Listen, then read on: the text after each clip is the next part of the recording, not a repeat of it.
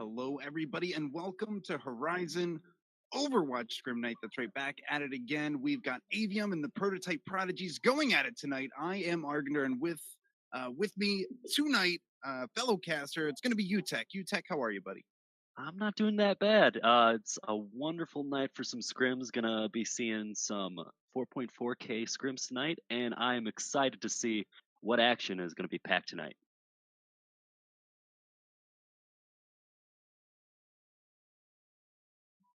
Yeah, and it looks like it is going to be Kings Row.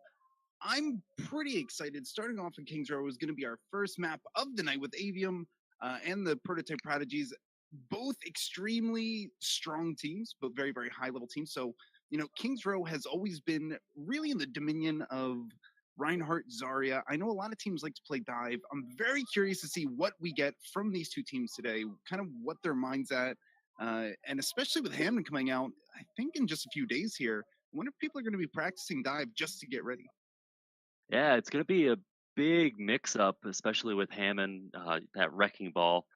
Uh, it's just gonna it'll be very interesting, especially since Kings Row has a lot of tight corridors, and it's why you see so much Reinhardt and Zarya. It'll be really interesting to see what they play, and I know even in pro play right now, you're even seeing some Orisa play and try to get in the high ground for that defense, and it's just Now very entering interesting strategies that are coming King's out Row. each day. People are still trying to tweak what they can, but it'll be interesting to see what these two teams are going to pull out tonight.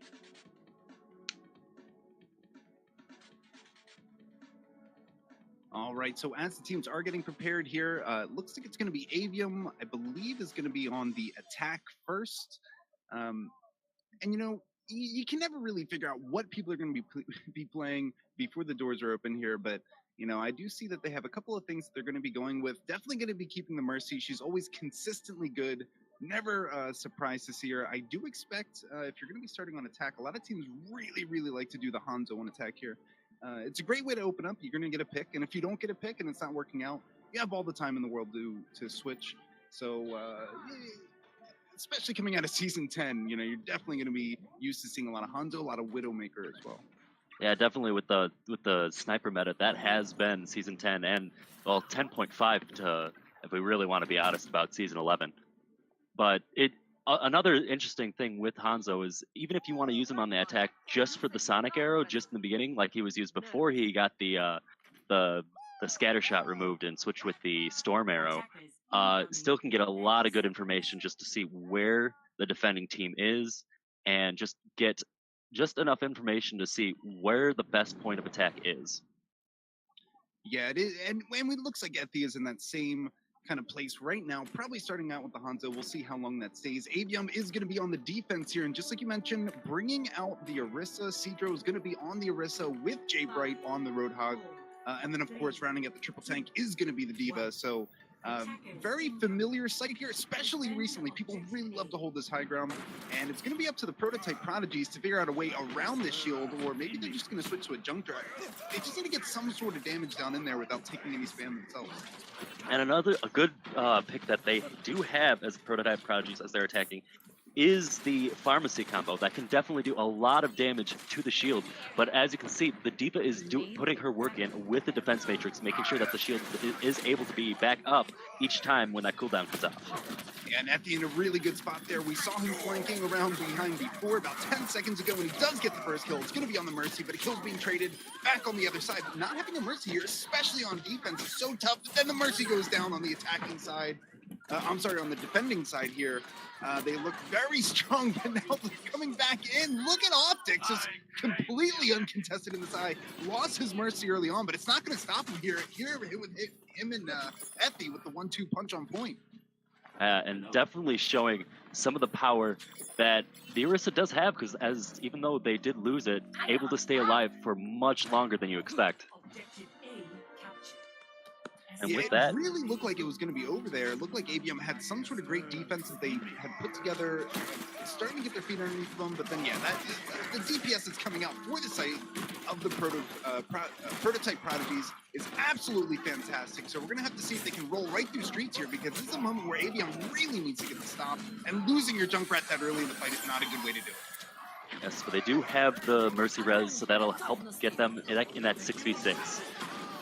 Yeah, Prototype Prodigies really wanted to walk in there, but it looks like they were staying behind for the right reason, waiting for the Hanzo to get the Dragon off, gets the 2 kills, opens it up for the Prototype Prodigies, and I really thought that they had made a mistake there. They got the initial pick, didn't push off a bit because, you know, then it gave the res time to come in for Avium, but take a look at Hanzo just putting the team on his back, waiting patiently, dropping the Hanzo Dragon in there, and then following up as the rest of his team. So this is going to be a clean fight going into the streets. And with Hanzo's this season are able to just build up that Dragon so fast, so efficiently. You're just able to pump out shot after shot after shot. You don't really have to worry about any downtime of that ultimate, allowing just all you have to do is wait for the Zarya to get the grab and you have combo. And, you know, unless you have a Zen or something to just counter out, you're going to have to deal with it. Optics trying to get some value with the barrage, but gets completely stopped by the D.Va there, so no damage is coming through. We've got ult being popped on all sides here. D.Va bomb coming in, but it's going to be Widowmaker with the first pick. Leave it to the headshot, no Q necessary, and then Hanzo following up as well. Look at these snipers go. Avium doing a great job trying to get their defense back, saving it for that second point. They're going to be pushing up a little bit, trying to get their bearings back, but doing a great job. Didn't have to use too many ults. They still have their defensive ult and the Dragons on deck. And also taking out a lot of ultimate usage out of the Prototype Prodigies. So they're in a very good spot as this next fight comes up. Yeah, Prototype really needs to get some picks here. Russian Cows needs to be holding right click, get some shots down range, get some advantage early in the fight because the enemy team has several ultimates online, and here comes Dan Twist with the Dragon. No value to be gotten there, does not get too much damage, so it looks like both of these teams are just so tanky right now. And a nice eat coming out of box 6 on that D.Va. D.Va's still very, very good no matter what you play her, but you know, the Zarya still has her own usefulness in King's Row. And now the waterfall is coming down on top of Prototype Prodigies. They're going to have to respawn here, get all together in 6. Just, you know, with one of those really long fights, it seems like it's heavily favored on the defensive side here. Both Sox and Dan Twist just creating this great crossfire onto the center streets, letting the enemy team walk in. This is the kill zone they're walking into, and it's just a matter of time before these shots start coming down, and Sox peppering the damage, looking for that first pick. And it looks like, you know, a little while ago, party fight breaking out. So much damage is being absorbed by that Transcendence there. Finally, the kills looks like they're coming in all on the side of Avium.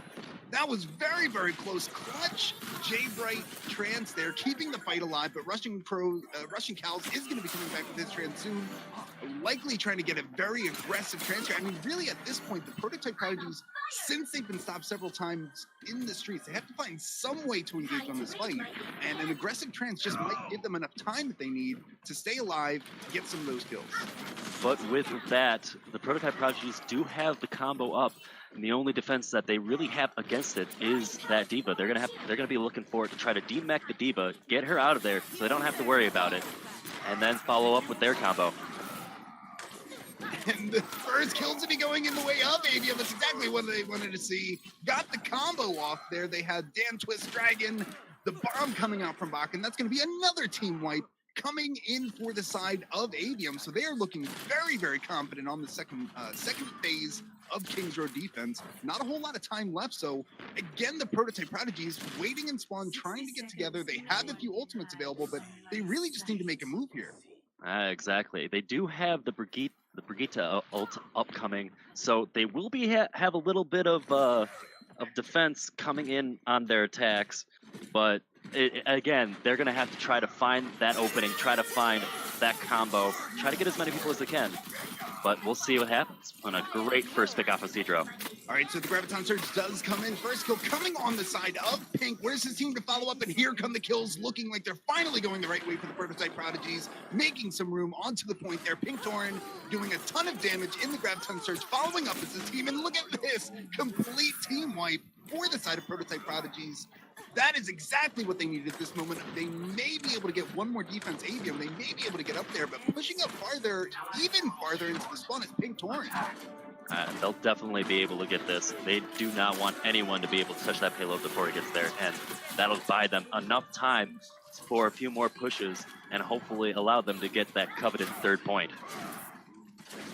And I love the ultimate usage here on the side of Prototype Prodigies. They just used their combo. They do have Manimal already with the Earth Shatter, so they're just cycling through those tank ults, always trying to keep something up, but now we've got the first pick coming in. Hanzo across the map, taking out Sox. This is going to be an easy fight. And a great read by Manimal just to make sure, seeing when he's going to bunny hop, when he's going to get that shield down, and striking just at the right moment and making sure that they're going to be able to push even further. As Sox, where's Sox? I thought I saw some Widow shots in the background. And now, but again, look at Prototype Prodigies, what they're doing with their tank ultimates. Manimal just won the last fight for his team with the Earth Shatter, and Pink Torrent already has another Graviton Surge before Effie has that dragon available. They might not even need it here, because the Graviton Surge does come in, trying to get as much damage in as possible, but J-Break is going to stop it all. What a Transcendence right there. No Dragon to follow, no damage in there. So the Transcendence is able to keep everybody alive for once. Finally getting some kills, though, on both teams here. We're very, very evenly matched, and it is going to be the Prototype Prodigies into 65 here. Dragon finally being brought out by Effie. Probably not necessary there. Does get credit for the kill, and this looks like it's going to be easy sailing to the final point here. Congratulations to the Prototype Prodigies. Man, they really got stopped early. Back in the Streets phase, it looked like they just could not figure out a way in, but once they started rotating their ults, once they had some advantage in the fight, they just couldn't be stopped there. I mean, they stumbled a few times towards the end, but man, a lot of aggression that came through for the Prototype Prodigies, all on the back of their tank ultimates. Especially Avium was not able to get those picks as they'd had the double sniper comp going, but the one thing you have to worry about that is you need to be able to at least get 1 or 2 picks to stop the momentum, especially in this final point where it becomes essentially a defender's advantage with just with the respawn advantage. So great use of just force off of the Prototype Prodigies, and we'll see if they're gonna be pulling up a similar defense using the Orisa out of Manimal here, and see if they're able to have a bit more luck than Avium was in their defense. And I'm a little bit surprised here. I didn't realize how long Avium actually held it for in the Streets phase. Only 3 seconds left on the clock. Got to it right before overtime was the Prototype Prodigies. Now, these are going to be scrims. We are probably not going to be going through the second round here. But, if you really wanted to call winners and losers, it would have to be Avium finishing this map with more than 3 seconds left on the clock. And that's not easy to do. We just saw what Prototype Prodigies was able to do once they had the advantage in the fight. Once they had their feet beneath them, they had the confidence. They looked very, very strong. So, Avium is really going to have to put on the aggression here. They're going to have to just walk in and try to win the first fight, because if Prototype is allowed to build their ultimates first, we saw what they could do with it last time. They're probably going to be doing the same thing again on defense. Yeah, and it's almost like seeing a mirror, except without the Junkrat on defense. But we'll see how well they're able to pull off this defense with the Orisa on the high ground. Similarly, using the D.Va to get the defense matrix to make sure that Shield is able to stay alive and they are able to keep that advantage. I like what Avium's doing here. They kind of knew what to expect. They came out. They just want to establish on point, force the Prototype Prodigies into a bad position. And it looks like the first pick is coming in for Keep Me Alive. That is not who you want to see go down first. Mercy is going to be dead on the attack. This attack may be dead in the water, but it looks like Avium is going to be trying to put the screws to the wrists of the Prototype Prodigies. Getting the first kill is going to be Dantos, following up with another kill. I thought it was all over once Keep Me Alive was down, but take a look at Avium just not stopping there. They knew they had to win the fight. They knew they had to be very fast with no mercy. What a fantastic play there to stay in, stay aggressive, and hit your shots. And an amazing just play by Dan Twist on the Roadhog, able to get hit after hit after hit, getting that 3K in there and allowing them to push forward. But if you think about it, Avium was not able to, well, they were able to do that and staying on the point. Prototype Prodigies, they didn't go down and try to meet them as a team. They were trying to wait until they got more than just the one pick, but since they had the Mercy down, they didn't have much healing, so they could have definitely used their manpower just to, without having the healing on the enemy team, just allow them to go. Yeah, they really did not know when to come in here, and here comes the Nightmare play right in, finds the first target. It's going to be Mercy, getting tons of damage in, and that fight was over before it even started. Man, Avium is really, really aggressive here. They're pushing their advantage, have the ultimates. You just walk in with that blade, have your whole team follow up the damage, and your Genji's going to get so many dash resets, exactly what we saw from Sox. I mean, what a fantastic play there, and they might get a free point to capture just because of that blade and the team being in the right place at the right time. And amazing. They still have 4 minutes and 30 seconds left on the stream, but having to waste that Zen ultimate just to try to contest a little bit longer. Yeah, look for Cedro. He sees his Zen ultimate. He's going to be waiting it out. He has the hammer available, but he's getting focused down, and he's going to be falling very early in this fight. Oh, man, that is still a contested point, but I think it finally did get... Did it get the take? It looks like it did. So this whole fight may be for naught here. Just, you know, running in and dying is going to be Bach here. Just wants to get back in his respawn with his team and take the next fight.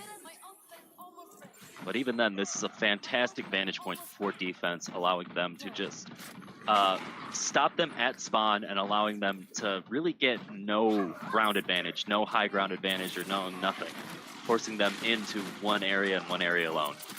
Well, this is such a tough corner to come through on the attack, especially with Pink Torn and the bomb there, just getting the 2K. I thought there was a zoning ult, but coming up with the 2K on the main tank and the main support. Man, what a bomb coming out from Pink Torn, completely stopped the fight. Huge timing there too, because, you know, by the time, that was such a good bait by Prototype Prodigies. Let the enemy team come in, bomb behind them, and then your Reinhardt shield doesn't matter. The Mercy has nowhere to go. Fantastic timing. And although we saw Sox in the background trying to pull off a cheeky Genji blade, trying to get the supports, they did get a small victory in baiting out the Zen ult. Our Dragon's going to be coming in here just trying to make a little bit of space, give his team some room, and that's all that Sox needed to get the first kill, but then the Graviton Surge comes in, once again stopping the fight. Prototype Prodigy's in a very good position. Effie had made that late switch onto the Zarya, built the grab, and dunked it on him at the perfect time there, completely stopping another push that came in from Avium. And I love this composition that they're running with the triple support, having the Brigitte, having the Zen, having the Mercy, allowing the front line to stay alive in these close-quartered fights. And Manimal with the sneaky charge, pulling in, it looks like the Mercy with the kill as well. And this is so good for Prototype Prodigies. They don't even need to get the 6K. They don't need the team wipe here. The enemy team, Avium, they have to wait for their Mercy to come back. So that's 20 seconds because Manimal hit shift one time. He just bought his team that much time. So now, on the other hand, though, look at the ultimates. All the ultimates coming in for Avium. It's going to be Cedro opening up with the Shatter here. And finally, a kill does come in, but it's going to be Rez immediately back to a 6v6. This is very tough with Russian Cows, keeping everybody alive. Do you take this fight or not? It looks like you're already invested, and they are going to try to take it here, but the stun comes in from Manimal. Huge Shatter.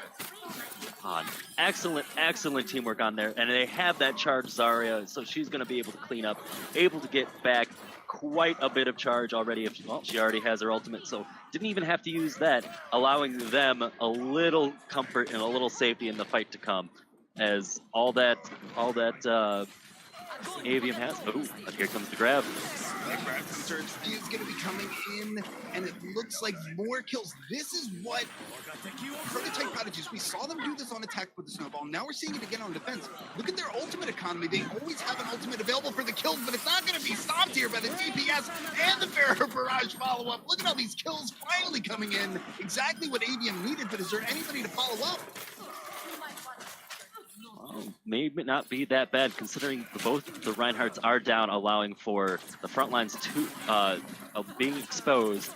And it looks like with the hard charge Zarya out of box, going to be able to do at least a little work, but it looks like they're just going to be trading blows until something can happen and the front lines are able to come back into the fights. Effie had just used that Graviton Surge, and look at Manimal with the Earth Shatter, the defensive Earth Shatter ready for any sort of push. Again, this is a very difficult spot to get stopped in if you're the attacking team. Avium has to figure out some way to make it through here. They're going to be using the Junkrat, trying to put some damage in, but the Junkrat's taken out early in the fight. And again, another fight has been stopped before it's even begun. This defense from the Prototype Prodigies with Manimal on that tank roll, Pink Torn following up, and then of course Effie with that off tank. This is almost impossible to get any sort of attack here. Sox is trying to get it done, but it's not going to be enough. He's taken out so early in these fights. And definitely just because of the location of the spawn, these fights are able to go faster and faster and faster. And Already that, look at, there's a 4K going on in there. the Graviton Surge does come in, but it took almost 4 minutes for Avium to get to this position. So they finally did get the combo off. Sox and Dan Twist were able to get a giant 4K.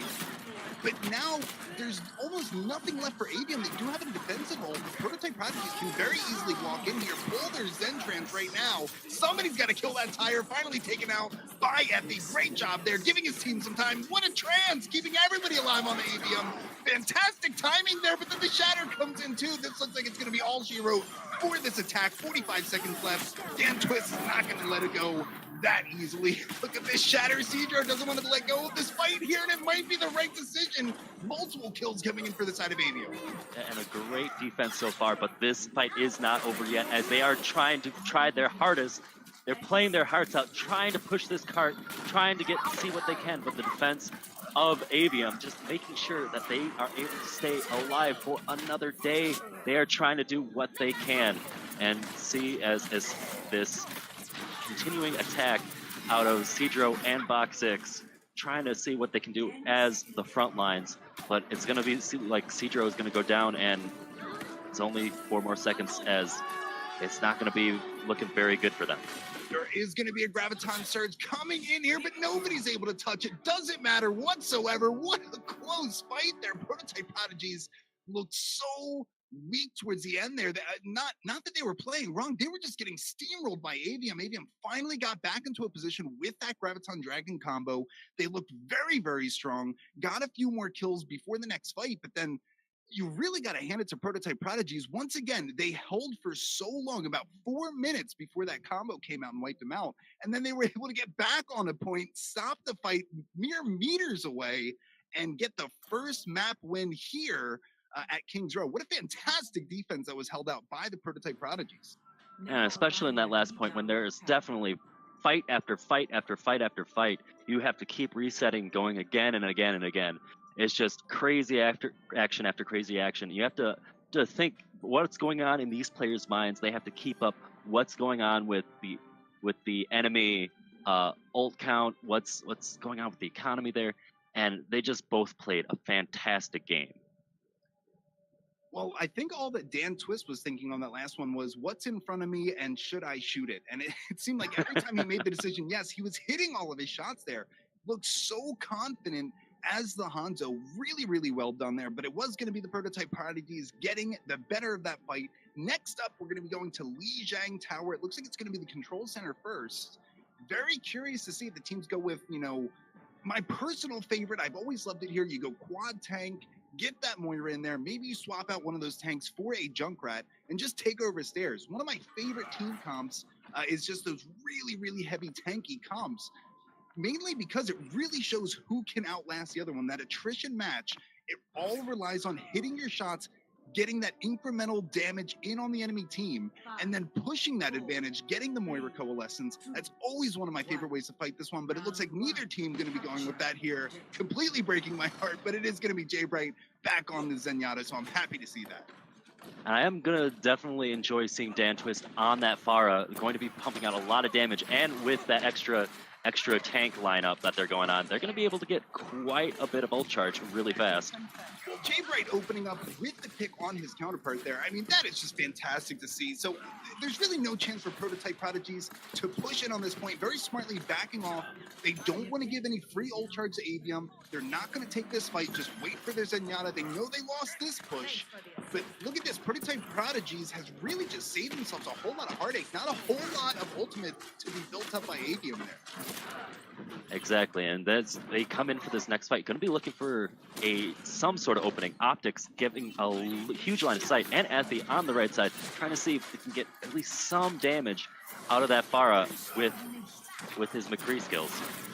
I gotta tell you, I am more scared of Pink Torin. Look at this, completely uncontested at almost 100 energy here. So much damage gonna be coming out from Pink Torin, but another pick coming in for the side of Jay Bright. Love that pin, the enthusiasm there, but the bubble comes in, it doesn't matter because the Shatter came next with Cedro.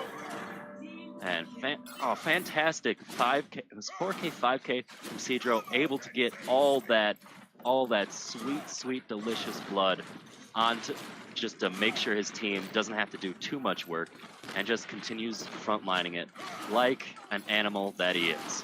Well, Pink Torn was in a really good position to carry that fight. 100 energy Zarya coming up on Graviton Surge, but the rest of his team was not there. And then, of course, Cedro coming in with that chatter is huge. Now we've got 3 ultimates, almost 4 ultimates online for Avium. They can really pick and choose how they take this fight. And it looks like it's going to be Ethy opening up with the first Q of this fight here, trying to zone out the enemy team. Gave his team most of the time, but finally a kill coming in on the side of Optics. This might be enough, but Dan Twist, take a look at Dan Twist here on the flank. I love this positioning by Dan Twist on the Barrett, getting the pick onto one of the main damage dealers of the Prototype Prodigy. Yeah, but it looks like it might be going in the way of the Prototype Prodigies as they are able to push more ground than not. Dan Twist, although taking some great positioning, able to get picked off by Ethy, and it looks like Prototype Prodigies will be able to win this fight. And that was really Avium's fight to lose there, and it looks like just because the fight went on so long, it was tough for Avium to maintain control of the point. It is going to be 95% to basically 0 for Prototype Prodigy, so Avium only needs to win 1 fight, but that's easier said than done at this stage in the game. Optic's going to open up with the Dragon right away, taking out the enemy Reinhardt, but it looks like Sox is going to return the favor, taking out the Reinhardt on the Prototype Prodigies, and even fight right here, finally going in the way of the Prototype Prodigies, very, very confidently in front. They've got their main tank back, and that's going to be a lost fight for Avium there, so they're going to have to regroup here. About 20 seconds is going to be lost on the point. And Ethy on that McCree trying to get the high ground, making sure that no one else is able to take that, but they might have a little bit of competition out of Sox as he's trying to climb up his way. There might be a little bit of a one-on-one in that top room. Ethy, you better pop that very quickly. You don't want to get sniped by the Hanzo. It looks like he is going to be safe for now, but Manimal, everybody's going to be going down because Sox fantastically rolled onto the other side there, followed by Dan Twist. Getting all the kills is going to be Sox and Dan Twist here.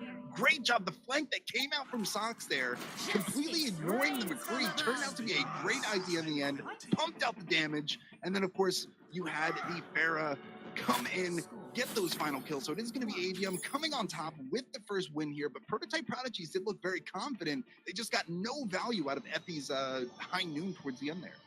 Right, and as you said before, they were beyond 91%, meaning they only had to win 1 fight out of how many percentage points that Prototype Prodigies had to keep up until they got to 100%. So it's hard to try to defend after that, but Avium was definitely able to push through and definitely able to get those picks that they needed. 2, 1, round. Very interesting on the side of Avium here. They're going to be opening up with kind of a few dive tanks. They've got the Mercy Zen looking good there, but they've got the Sox on the Widowmaker. I love this, and Dan Twist is going to be following up, trying to get targets low. Easy kills for Sox here. He just needs to stay alive, and it doesn't look like the Avium has any real answer here, except for the boom. How about that? That's a great way to take out the Widowmaker. Did not have hook available, taken out very quickly. That's not what you need to see at the very beginning of the fight here, but finally kills are going to be traded back and forth. Dan Twist is back in the fight here, just conking the enemy Zenyatta, but it looks like he did get the air shot on the way down. Fantastic job, Dan Twist. And fantastic, just boops galore going on the other side. Ethy was able to get a pick onto the Pharah before, but unable to keep it up as the resurrection could be so powerful in the mid-fight. But it looks like Avium is able to hold on and win this war of attrition, and it looks like they're going to have some percentage points on the board. Well, Avium's happy right now. They do have walls. I mean, this is the perfect time to pop it here. You want to get an early pick, stop Prototype Prodigies from being able to assemble any sort of attack here. You already have 25% onto the percentage point of the cap. So really, any free time you can get on point is so vital right now, and that's exactly what the Prototype Prodigies need to be doing. And a nice switch of DPS by Optics going on the Tracer, trying to be an annoying presence on the point, making sure that Sox cannot get a solid hit onto their main team. Thought he had an extra shift available, thought he had an extra blink available. Unfortunately, going for a swim down below, not what he wanted to do there, but unlucky. But Dan Twist doesn't need anybody else. He's going to be opening up with that Pharah rocket barrage onto the enemy team's Mercy. Fantastic job there, but it's still completely like Prototype Prodigies feels like they're just not really in any of these fights at this point. You know, you're losing some of these lives kind of stretched out. It's all this free time on point for Avium. You know, another pick does come in for Prototype Prodigies, but we saw this last time. They opened up with a pick, the Mercy res, and then it didn't really matter. Well, Keep Me Alive definitely keeping his team alive and allowing everyone just to do their job. And it looks like another solid defense coming out of Avium as they're getting pick after pick after pick and leaving no quarrel for Prototype Prodigies. Yeah, these kills are just coming in one after another. 95% is going to be the cap on the point here, so it looks like it's all left but the crying for the side of Prototype Prodigies. No chance of getting an attack there.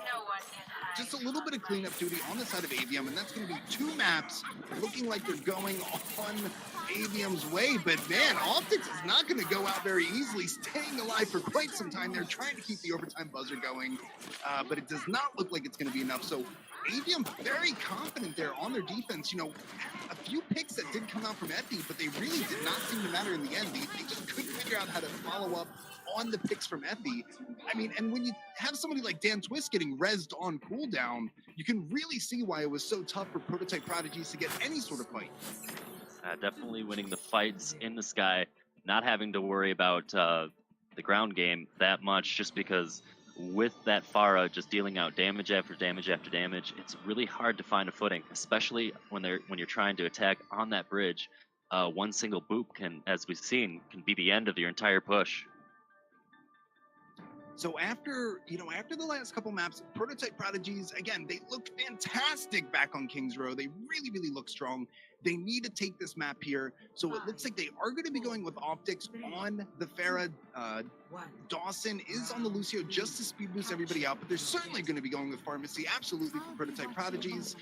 But it looks like a much more heavily ground game focused fight coming out on the side of Avium. They really want to take it to point. Look at this, they're already on point there. Keep Me Alive, not going with the Mercy this time on the Lucio.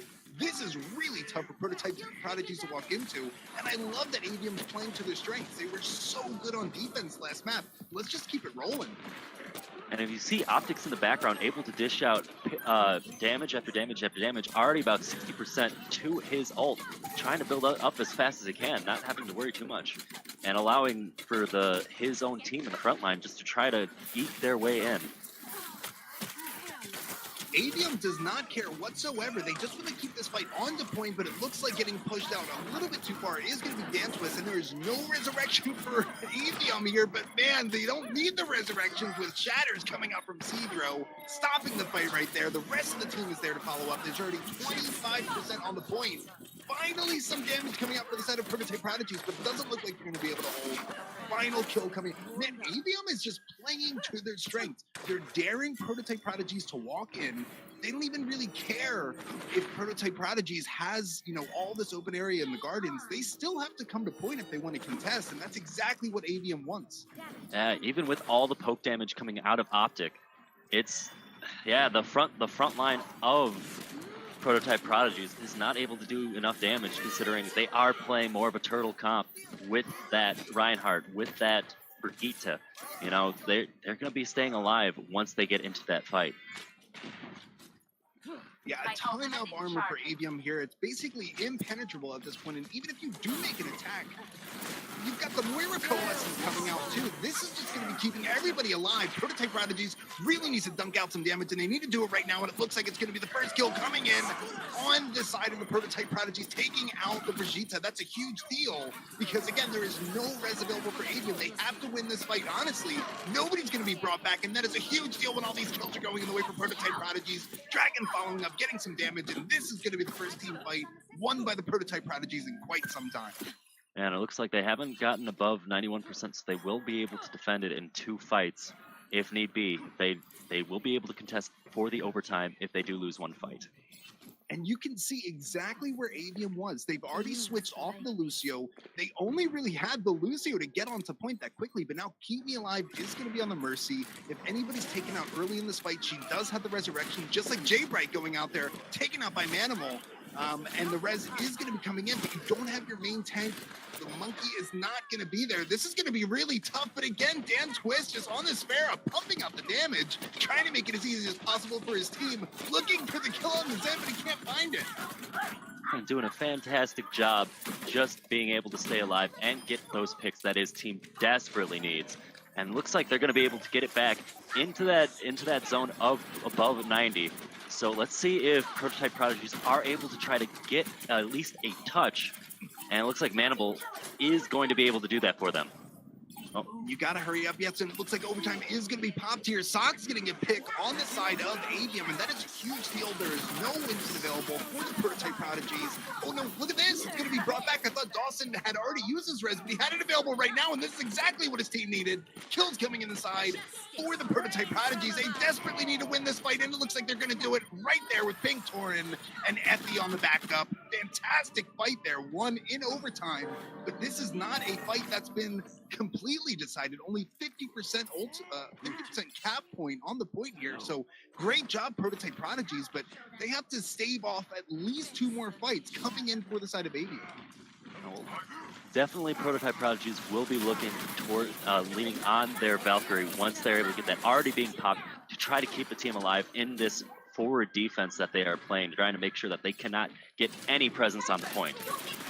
Look at Pink Torin here, just trying to box as many characters out, always keeping an eye out for Dan Twist, because the Pharah Barrage could spell, just death, complete death. We've seen it so many times from Dan Twist, and I know he's looking for one right now. It's going to be very tough to stop him, but this is what I love, the patience that's coming in for the side of Avium. They're not forcing these fights. You've got Dan Twist just getting kills for free in the sky. No reason to invest here, but you better make some of these kills come through very soon, because all of a sudden it's 90% cap on the point. So this is going to have to be a team fight one for the side of Avium if they want to stay alive. And coming into double overtime for both sides, but it looks like Avium already having a presence, unable to get it yet. But Dan Twist with a great ult, making sure he's able to kill someone. And it looks like Jay Bright was also able to get a little action in that too.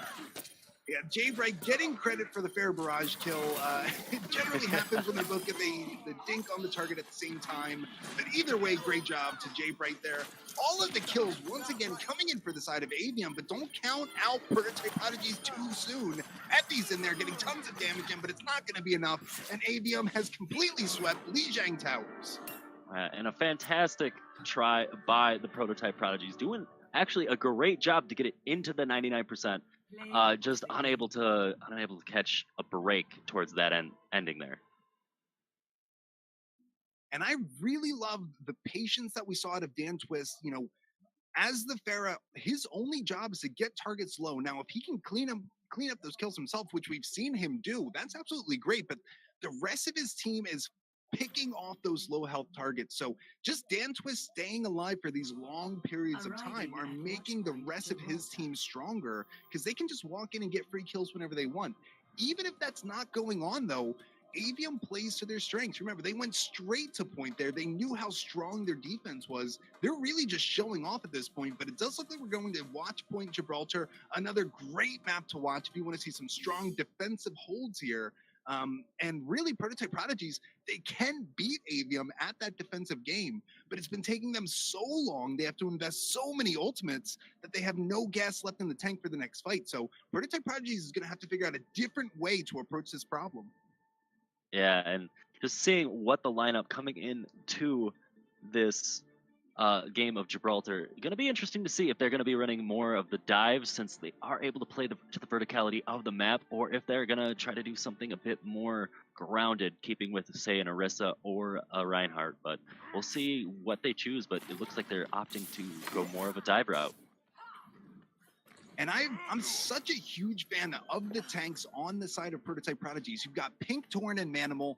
They're almost always in the same place at the same time, and they're just so strong individually that when you have them on these dive tanks, they become, even greater than the sum of their parts. So if we can get a consistent dive coming out here, and it looks like that's exactly what Prototype Prodigies is going to do on the attack, we can see them get back into a confident position. Remember, once we've seen Prototype Prodigies with the advantage in the fight, they know how to cycle through their ultimates. They know how to snowball the enemy team. And that's exactly what you need on a payload map here. So let's see how Prototype Prodigies runs this dive here. They're going to be very reliant on Effie to get some of these targets low so they can follow up. Yep, and it looks like we are paused, probably waiting on someone, probably a little bit of lag, but as these things happen, you know, Blizzard is not perfect. Sometimes you have to give them a little bit of a break, you know, the hamster wheels that run their servers. Sometimes, you know, those hamsters need a water break. Every now and then, and you know, we didn't get a chance to take a look at Avium's lineup now, but since we do have this pause going on, so sorry about that.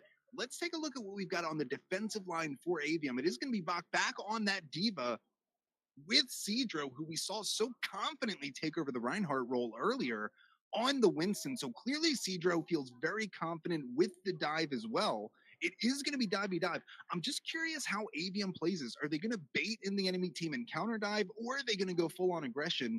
Knowing how defensively Avium likes to hold, I expect more of a counter dive strategy. Wait for the enemy team, wait for the attacking team to waste their cooldowns. Manimal, Pink Torn hitting shift, getting in, they could just get blown up very quickly. And especially just coming out of that team, and we'll just have to. I mean, we're talking about Dan Twist all the time.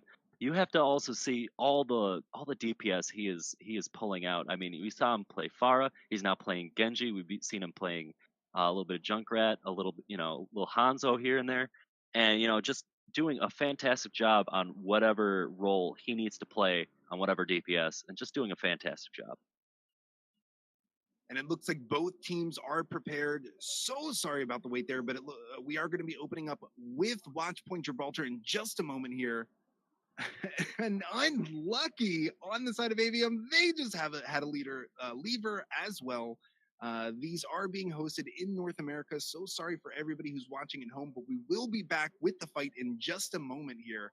And I got to tell you, I really don't like to be made to wait for Watchpoint Gibraltar. It is one of my favorite maps. I think King's Row is always going to be the best map in all. It's another one of those maps with so many looks to it, so many different ways to attack. But both of these teams certainly settled on dive for this time. And I can't fault them for it. With all this high ground, you really want to be able to control the highest levels. The best thing about it is if your tanks are standing on the high ground, they don't have to use their cooldowns to get in. You can just drop on the enemy team and use your cooldowns to get out. That's what the smart tanks are going to be doing. And that's why Avium, again, playing to their strengths, that's exactly what they're going to be waiting for. And just fantastic in that counter dive mentality of trying to just drop down and being able to use their cooldowns whenever they need to use it. And especially with the sniper meta that we are seeing, and you know, this being a very wide open map, we're going to be seeing some widows being played, and it's going to be interesting to see who's going to be able to get the upper hand, especially since the defending side will have the high ground. But will the prototype prodigies, are they going to be able to find an opening and maybe get at least one pick to see if they can siege the tower? Yeah, I think that's a very interesting point there. You know, we've seen Effie pop off so many fights before. We've also seen the same from Sox. Both teams are incredibly strong in their DPS category. But remember, you know, for Effie to be able to get any sort of value, it's going to be up to Manimal and Pink Torn to create the space, get the enemy team looking at them, looking at the tanks, and then Effie can get into his high ground position, hopefully take out Sox and get some sort of value. If Effie can't get that initial kill, it's going to be almost impossible for the prototype prodigies to take this first fight. But Effie does have a little bit of space to work with, especially on the attacking side here. Being able to do that, but it looks like Sox already going to try to get a few shots on, but unable to hit the mark right at the beginning. And I love the decision making here from Effie. Doesn't take the high ground because he knows the enemy team's probably looking for it. Going to take the low ground flank here, almost taken out by his counterpart. So Sox is not going to be bamboozled, knew where to look, keeping Effie from getting any sort of peek here. But it's, you know, Avium being in such a strong position, I'm surprised they pulled out so quickly. Leaving their Genji out to die is Dan Twist, taken out very quickly. His tanks were not there to keep him company, so Prototype Prodigies got the first pick, and now they have the high ground advantage. Very difficult for Avium to get back into this fight. And as we see, it was Russian Cows on the Zen, being able to alone push the cart as much, but not going to be very safe as they come towards the point, and going to see what they can get on that aggressive offense. Well, Dan Twist was able to get his blade there, but getting caught out with the rest of his team pulling back, that a little bit of miscommunication there completely has changed the trajectory of this fight. So Prototype Prodigies were in a very bad position walking into Avium, who was so confident on defense. Now it looks like Avium's trying to put together a fight here, but the blade may be for naught here unless the rest of the team can come in, and they are going to be able to contest right before the point A is captured. This might be enough for a defense. Yeah, and a great job by Keep Me Alive popping the Valkyrie, allowing them to touch the point, and also just his movements alone allowing the payload just to be stopped, just making sure that they're able to keep everyone alive, and also allowing, no pun intended, but allowing for the fight to continue on. And this is absolutely fine for the side of Avium. Yes, they did lose the point there, but the blade that came out from Dan Twist, the fact that his tanks were able to follow up and touch the point immediately after bought them about an additional minute off the clock for the attack of the Prototype Prodigies. So in the end of the day, it was a win for the Prototype Prodigies there, but I love that blade from Dan Twist. He went all in, tried to stop the card. You got to give him credit because he did get 2 kills. It just wasn't enough. Yeah. And with wall hacks coming out, we're going to be looking over at optics. He does have the blade ready available, but Jay Bright is gonna have to play very smart and see if he can get the trance to try to counter out something. But they're gonna be looking at those 2 players specifically to see if anything can come from it. And normally as a Zenyatta player, you're scared of the diva who comes in, but that is not happening for the side of Prototype Prodigies. Every single time Russian Cows gets pushed, he is just pushing right back, hitting those shots, taking out everybody on the enemy team, pumping out a ton of damage, and then the rest of Prototype Prodigies able to follow up. I love watching great Zenyatta players, and Russian Cows, not only is he supporting his team, not only has he been having these fantastic support ultimates, these defensive ultimates, but he's not allowing anybody to push him. Once again, we saw Bach push into Russian Cows there. He just can't be stopped. He's right-clicking like a madman right now. Russian Cal's fantastic job. It is going to be a free point to capture. A few exit kills maybe here for the side of Prototype Prodigies, but they need to keep their foot on the gas. Every single time Avium has had a little bit of time to regroup, especially with this many ultimates, they usually come out on top. So this is the moment for Prototype Prodigies to win the rest of the map. They've got to get a few kills right here, right now. And we're going to be seeing ults being used, so the ult economy is in favor of the Prototype Prodigies, allowing them to maybe push out a little bit more. Wall hacks going out on both sides, seeing what they can get. Maybe they can get a pick off, but Speedro going to test his luck in the back line. It's going to be Manimal coming in with the Winston ult, just knocking everybody around and opening up a little bit of space for Effie to get the first kill onto the main tank, Cedro. He had his Primal Rage available, was not able to use it there. Prototype Prodigies is able to get a few kills, almost taking out his Russian Cows from the Diva Bomb. Does make it in time. He has the Transcendence, does not need it yet because Prototype Prodigies still in very, very strong position here. It looks like Avium, every single time they even peek in front of Prototype Prodigies right now, they're already at half health. This is very, very strong attack here. The complete steamroll is coming in. I mean, look at Optics even getting in on the action too, getting the kill onto the enemy Widowmaker. This is what a steamroll looks like. So many ultimates being popped on both sides, but it's Prototype Prodigies in the driver's seat. Definitely getting pick after pick after pick, but a defense coming out of Avium, allowing them to hold their ground, especially since they do have the spawn advantage coming right out of that door there. So they're going to be having a constant stream of players coming out here and there, trying to see if they can keep everybody alive. Lucio being chosen, being swapped in, just to try to stall, but not going to be able to stop Effie. And these kills just keep coming in one after another for the side of Prototype Prodigies. And finally capping on the point there, I was a little bit scared because typically you do want to have those stagger kills to stop the enemy team from getting any sort of defense put together. But, that close to the end, having those staggered out kills can sometimes work against you. Enemy team respawns. If any of your attacking team is taken out, the respawn advantage being that heavily weighted on the side of the defense could spell disaster. But as it stands right there, Prototype Prodigies on the back of Effie in that last fight, getting several kills, does get it to the end. 2 minutes and 54 seconds left on the clock. What a push by Prototype. And especially on that high ground, Effie was unable to be contested since they had to put all their resources and all their concentration towards the cart as it was there in the final stretch. And it's when you have a Widowmaker at this level of skill, just having free reign, it's really hard to just line a sight her. just be able to play around that. So you're just gonna have to try to take a few shots and hopefully you survive.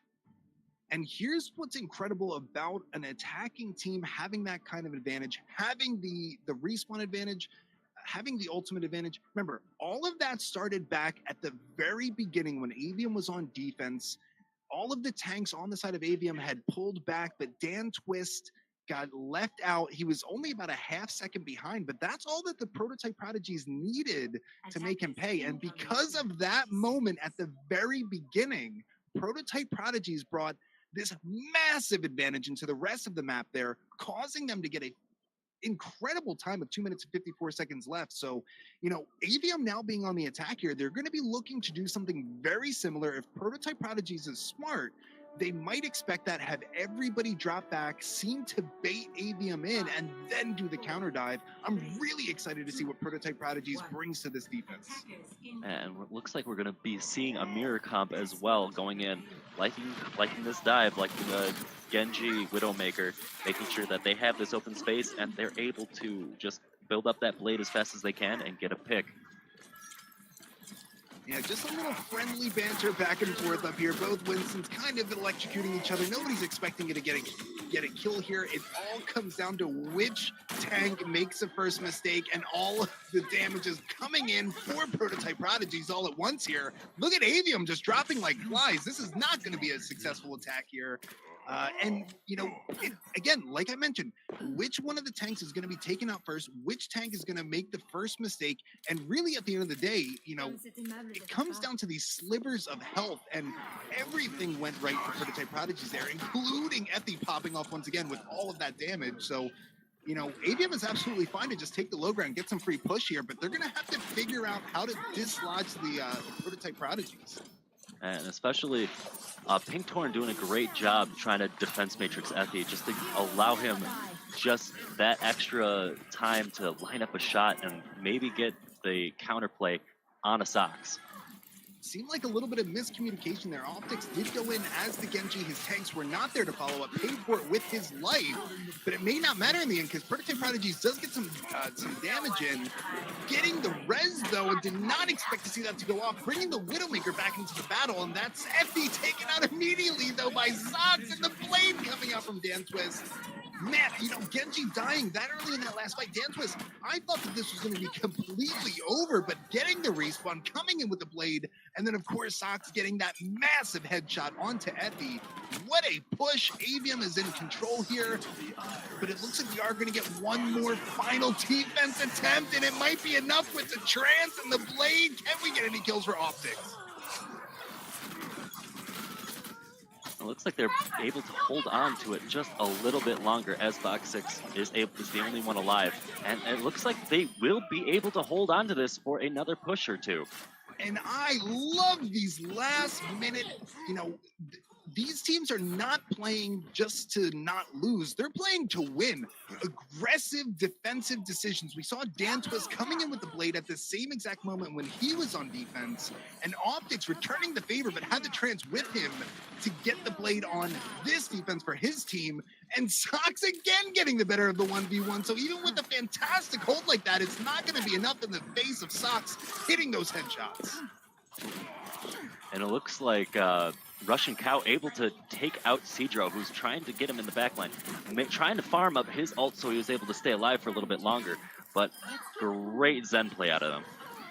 60 seconds. And this is just how crazy a Widowmaker can be. She gets so many picks. Another 1v1 is going to be won by Sox here, getting the better of 3 1v1s in a row. And here comes Dan Twist with the blade, looking to get some value there. Finally finding the Zenyatta, taken out very quickly. Dan Twist on the attack, getting some value with the blade there. Cedro's going to be following up. And Avium back into position here with a big bomb from Bach. That's going to be all she wrote. Finally getting point cap on the very first point here. So we've got a little bit of time to make it through hangars, but this is what you need. You need to have the advantage going into the hangars phase. Avium has, the wind beneath their wings right now going through the hangar phase, but it's going to be up to this next fight. Can Sox win another 1v1 on Effie, who's going to be walking in with walls? Yeah, exactly. Especially since that very first part of the second point in this can be very, very much exploited by the defending team. But now the offensive team can exploit the entrance of the defending team of the prototype prodigies, making sure that they can't really get in there. What a play by Dan Twist there, by the way, taking the 1v1 against Effie, dashing behind her to get the health pack, does get the kill, but the res is going to be coming in from Dawson. So this fight is back in the hands of Prototype. Look at the blade coming out, finding the Zenyatta at the very end. Cedra's going to try to make it a good fight, taking the Mercy out, but it's not going to be enough. Man, Prototype Prodigies, every single time it looks like that they, kind of lost their footing. Avium came in with so much aggression into the Hanger's phase right before the end. 3.57 meters left. Prototype Prodigies again clutching the defense. And definitely coming into with this defense, they're playing a game of tug of war for space. They can't push up as far as they'd like to, considering the payload is right next to the checkpoint. But they will be able to at least contest high ground on top of this ship.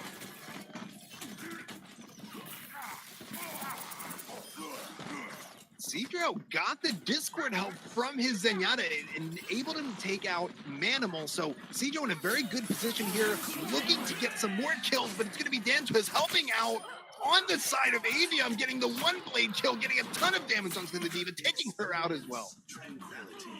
And allowing Jay Bright to use his Transcendence just to keep everybody alive in this fight.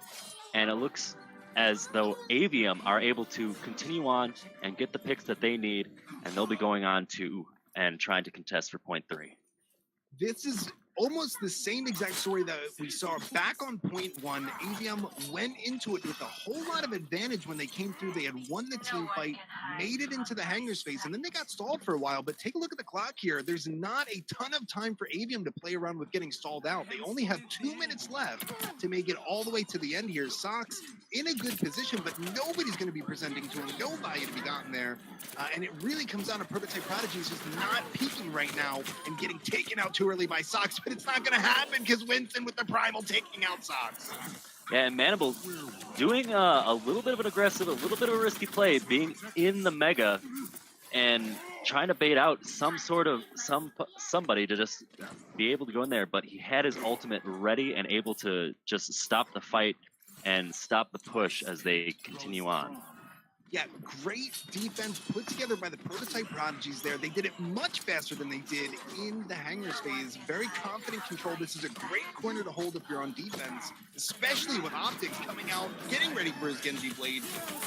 Able to take it whenever he needs here, but looks like they're not going to be popping it just yet. Plenty of kills coming in for Prototype Prodigies without need for the Blade. And then here it comes right now, forcing the enemy's Zenyatta ultimate, but all the while 2 bombs go off. Diva's getting some value on both sides. Bob getting the kill onto the Mercy. That's a huge deal. This might be enough for Avium to get some sort of advantage in the fight, but now the Trance coming in. Nobody can stop them. Avium is in so many good places here, but Prototype Prodigies will not die. They're always on defense here. The payload still hasn't moved. 35 seconds left. Finally getting some advantage in the fight is Avium, but Prototype Prodigies, even when they're losing these fights, are just stopping the payload, buying themselves more time. And it looks like with only 25 seconds left, they are able to group up before they get on. Hopefully they'll be able to touch just a little bit. And Manimal being on point, giving them a slight advantage. It looks like they're going to have Avium going to have one more aggressive push with 10 seconds on the clock left. They're going to have to touch soon. Yeah, counting down to the last seconds here. Nobody's able to stop Russian Cal, just pumping out damage, trying to keep the enemy team at bay, keep his team alive. Prototype Prodigies have made it into overtime against Avium. On the defense here, 1.87 meters left to go. So close, and kills finally coming in the way for the Prototype Prodigies. This is going to be Russian Cal's opening up with the Transcendence, just keeping everybody alive. Is it going to be enough, though? Casidra was able to demech the Diva. The res comes in from Keep Me Alive, and Dan Twist opening up with the blade. Can he clutch? But no, if he's going to stop him before he starts. And Cedro popping that Primal, trying to keep himself on the cart as long as he can. Not much box 6 trying to make it, but unable to do it as the victory going to the Prototypes. And Dan Twist had an opportunity to clutch with the blade. He pulled it out, got a kill, had his sights set, but then Effie opening up with that headshot, stopping him before he could even get any more value on the blade there. If Effie had not hit that shot right then and there, I think that would have been complete loss of the fight in that moment. Avium would have pushed it to the end there. But as it stands right there, I mean, Effie just every single phase of that fight, popping off, hitting his shots, but you really got to keep in mind, Sox was able to win so many 1v1s when it was just the two Widows looking at each other. Sox came on top almost every single time there, but towards the end, Effie really didn't care about the Widow 1v1. He said, okay, if you're going to be shooting at me, I'm just going to kill the rest of your team while you try to hit that shot. So Effie was in a very good position, and then we saw exactly what he could do at the very end, hitting that shot on the Ultim Genji. What a fantastic play by Effie. And you just got to give credit where credit's due. And it just throughout the entire game is a giant tug of war of who's getting the advantage on where, but it always comes down to that last push, the last fight, that last shot. And Effie was just able to come out and just arrive and do what he needed to get done just to allow for the team to win. And it looks like there is going to be a restart. It's just going to be a couple more minutes, but we will be taking you to Volskaya Industries in just a moment. I do want to bring up one thing on that defense that Prototype had. When it was 10 seconds left, it gave them enough time to regroup in the spawn room to allow them to get a fresh defense and contest the cart into overtime, and not allowing them to stagger themselves. Now that actually takes quite a bit of discipline if you play a lot of pugs or if you play a lot of even in regular competitive. It's great to see that form of discipline coming out of a team. Traveling to Volskaya. Yeah, and it's just so fun to watch because so many times it looked like Prototype Prodigies were getting, just punched in the mouth there, trying to hold on defense, but they just kept coming back. And like you mentioned right there, 10 seconds left, they were able to regroup and eventually held out on defense. It is going to be moving to Volskaya Industries next. I would expect to see another Widow 1v1 duel between Sox and Effie. We've seen a ton of Widowmaker out of those two. Volskaya is a great map for it. It's a little bit tough for the defensive Widowmaker. You lose any one of these 1v1s if you're on defense, and it's so easy for the attacking team to walk in. So I'm curious to see if we see, it does look like Sox is going to be running the Widowmaker. I think it's a great pick. It's just he really needs to hit his shots here if he wants to hold out on defense. And we'll see. If they try to run the Orisa on both sides, try to hold up, they're probably going to be doing a little bit of shield break on both sides, trying to make sure that they keep the high ground advantage that they have on the defense and allow for Cedro is definitely going to want to allow for Sox to be able to get those hits, whether he needs to hide behind a shield or not. Just giving him that space can just work wonders.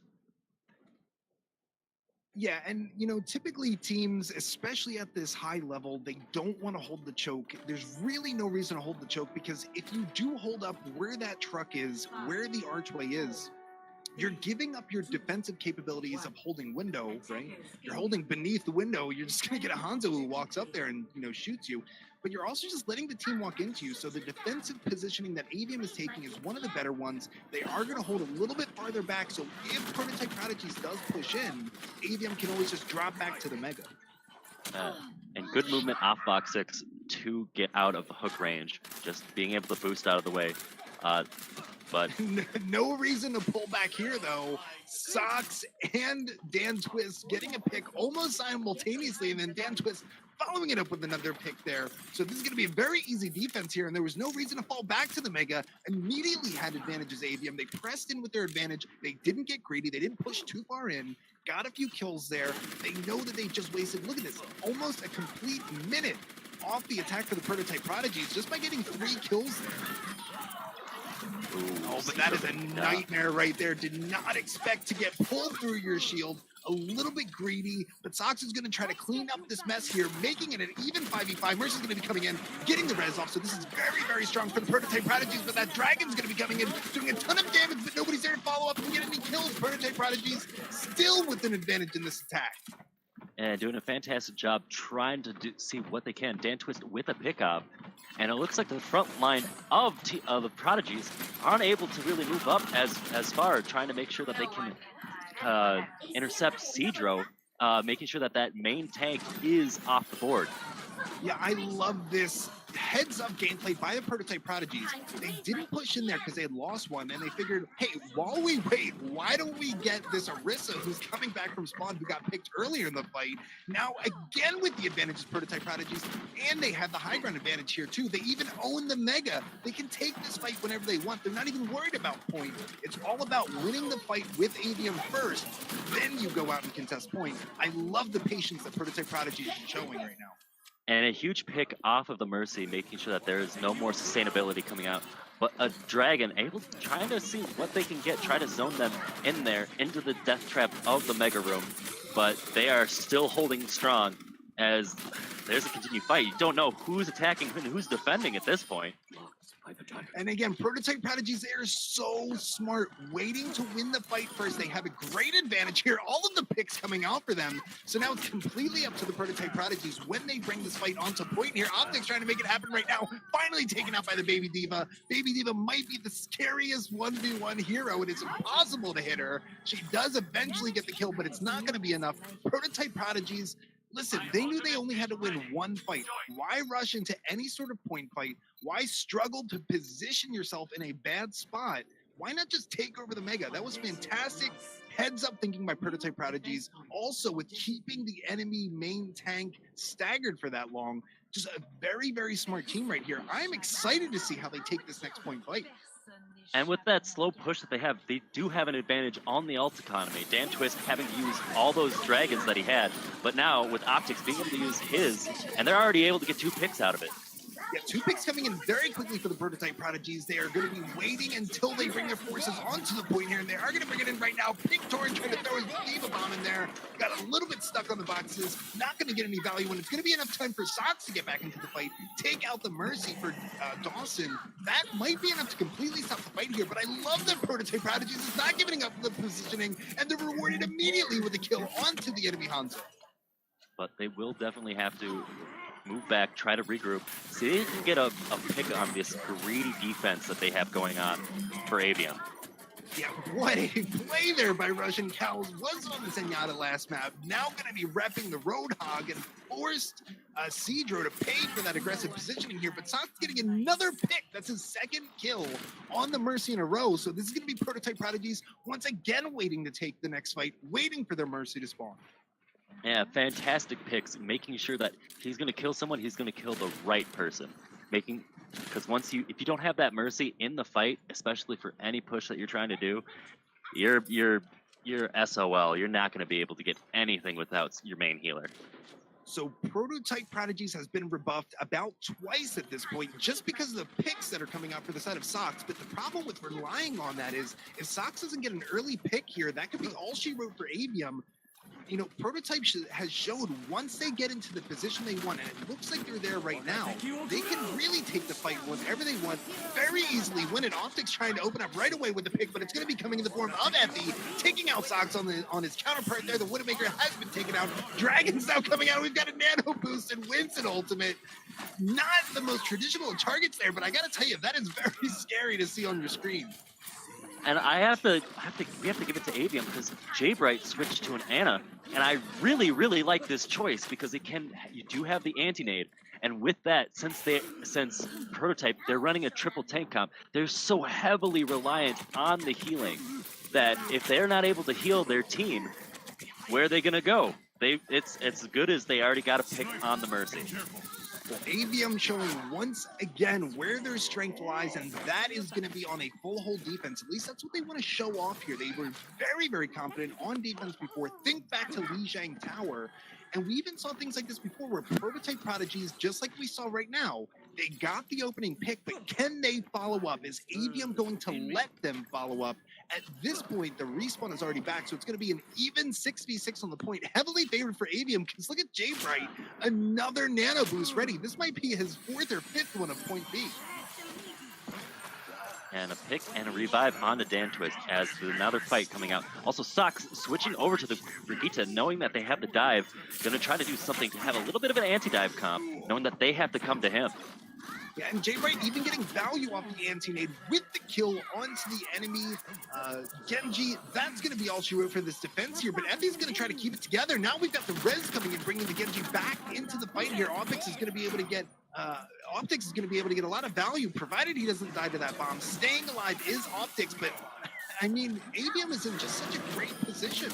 They don't really care about this fight. The longer it takes for Prototype to push in, the more into the advantage that it is for Avium. They've got the respawn advantage here, so they don't mind these slow fights. You know, bring it to us. A minute left, because so much time has been wasted here because Prototype can't walk in. 60 seconds. And fantastic continuing to hold. Cedro getting taken down, trying to do a little too much of enough defense, trying to chase the purple of the opposing Manimal, but it looks like they're going to be getting a little bit of ground back with the picks coming off of Avium.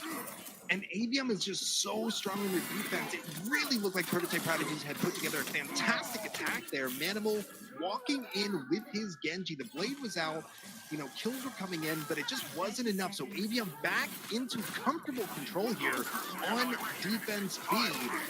And man, this is not what you need to see right here. Sox taking out both of the supports incredibly late there. Only about 15 seconds left on the clock here. So this is going to be near impossible for Prototype Prodigies to get back into the fight. You know, yes, Russian Cows does have his trance available, but can he get into the fight soon enough to use it? And we have to give Avium a lot of kudos, considering they were able to make a lot of character switches. And it looks like Prototype Prodigy is just doing the same strategy over and over and over. But with the characters that Avium already has, looks like they're able to counter off a little bit. But Optics switching over onto the Pharah, maybe that'll help them out. I don't think it will at this point, because Avium is just so, I mean, you know, having the two support staff stagger that we saw there, 20 seconds, taking out the enemy Mercy, taking out the enemy Zenyatta, you really just made it impossible for Prototype Prodigies to put together any sort of fight. Rewarded with that good decision is Avium with the defensive hold there. Now, to be fair, they were assisted a few times there by Volskaya, 2 CP, respawns coming in for the defensive side, but you know, setting that aside, Avium looks so comfortable, so confident on defense. They really never panicked, even when Avium was up 1 or 2 kills in the fight. You know, it's what we've seen every single time with Avium. They just look so strong on defense. They're baiting the enemy team into these kill zones. Even if the enemy team has the advantage, once they get into the kill zones created by Avium, there's no way out for a team like Prototype Prodigies. So again and again, we saw that happen with Avium holding on defense here. Yeah, and you have to give, just see what's going on just with the roster change, or not roster changes, the hero switches coming up. Having that Brigitte is so crucial on that defense when you know the enemy team is running a dive. Allowing you, since you are the epitome of an anti-dive hero, it's a one. I'm just curious to see if they wanted to make any changes on that offense, just so that they could perhaps be more effective, since they knew that the Brigitte was on the defensive side. Well, at this point, it really just seems like Avium is making good decisions, right? They're not panicking. They're making good decisions. So going on to the attack now is going to be Avium. I'm really excited to see what they bring here. We've seen so often that they're great on defense, but it's going to be Dan Twiz back on the Genji. It's going to be Sox moving back onto that Widowmaker and having the, you know, really the advantages on the attacker side for point A here. Sox has been winning so many of these 1v1s that, you know, if Effie is taken out early in this fight, that's going to be all she wrote, but it's really going to be up to the side of the Prototype Prodigies to completely box out Sox. Don't let him get any shots downrange. And just doing a fantastic job in this time, able to hold on to that front ground with the Orisa. Although Avium going to be coming in with the Winston, doing a little bit pick by pick, just zapping them with the Tesla cannon, seeing what they can get off. And it's going to be Optics getting 2 kills in that fight. One of them was rezzed. Optics was able to take out the Zenyatta, but then, you know, following it up with the second kill, you only have 1 res there, Mercy. So this is going to be an easy defense on the side of the Prototype Prodigies. Avium is sticking with that Genji, which I absolutely love. You know, they have this dive coming out from Avium here. It's very difficult to do into what Prototype Prodigies is running here. So the question is, this is a decision moment. Do we stick with this, wait until we build up some ultimates, and then try to push off of that? Or do we switch it up right here? Maybe try to throw some more spam in there, take out the shield, and then push the advantage there. As it stands right now, it looks like Avium is just trying to build their ultimates up, and it's going to be paying off very quickly here because Dan Twist, almost with his blade already, wants to open up this fight as quickly as possible. It's going to keep me alive, opening up with that Valkyrie, and Dan Twist with the blade as well. 2 kills coming in for Dan Twist. Make it 3, getting some damage on the D.Va Mech. Following up is going to be Jay, and it's going to be taken out by the Tracer Pulse Bomb. But, you know, all the damage had been done at that point, and look at Avium on the attack here. I love that decision. They stayed with their team comp, waited to build the ultimates. The Valkyrie blade that came out, you know, keep me alive and Dan Twist, comboing together there. That must have been so scary for Prototype Prodigies. The entire team's in your face. The blade is getting slashed. And that's exactly what Avium did. You know, really, really smart play there. But now it looks like you're going to be switching up Dan Twist onto the Hanzo here. A couple of switches actually moving on to the Brigitte instead. So trying to take a little bit of a longer fight here. But look at Cedro already in a great position, ready to bully the enemy team. Has that primal available if he should need it. And a fantastic swap. Optics switching from the Tracer over into the Brigitte. Allowing, since it's seeing the same thing, sort of a mirror, since they know that they have to come into their side for defensive, they are just going to be able to get free healing and free bashes. And the fight very quickly being taken into the defensive line, but Effie is going to get the kill on Cedro, who had Primal available, was not able to pop it, but Sots getting the 1v1 kill again onto his counterpart. Widowmaker taken out, but brought back up very quickly by Dawson. Fight is being brought onto the point here. Not even a tick to be gotten yet, but the D.Va Bomb is going to try to change that right now. Getting a kill is Pink Torin, getting a kill on the D.Va Mech as well, opening it up for the Prototype Prodigies, but you know, now all the respawns are coming in. Avium has to make a play here. They're getting some kills, but kills are being traded on both sides, and that is not what you want to see on attack.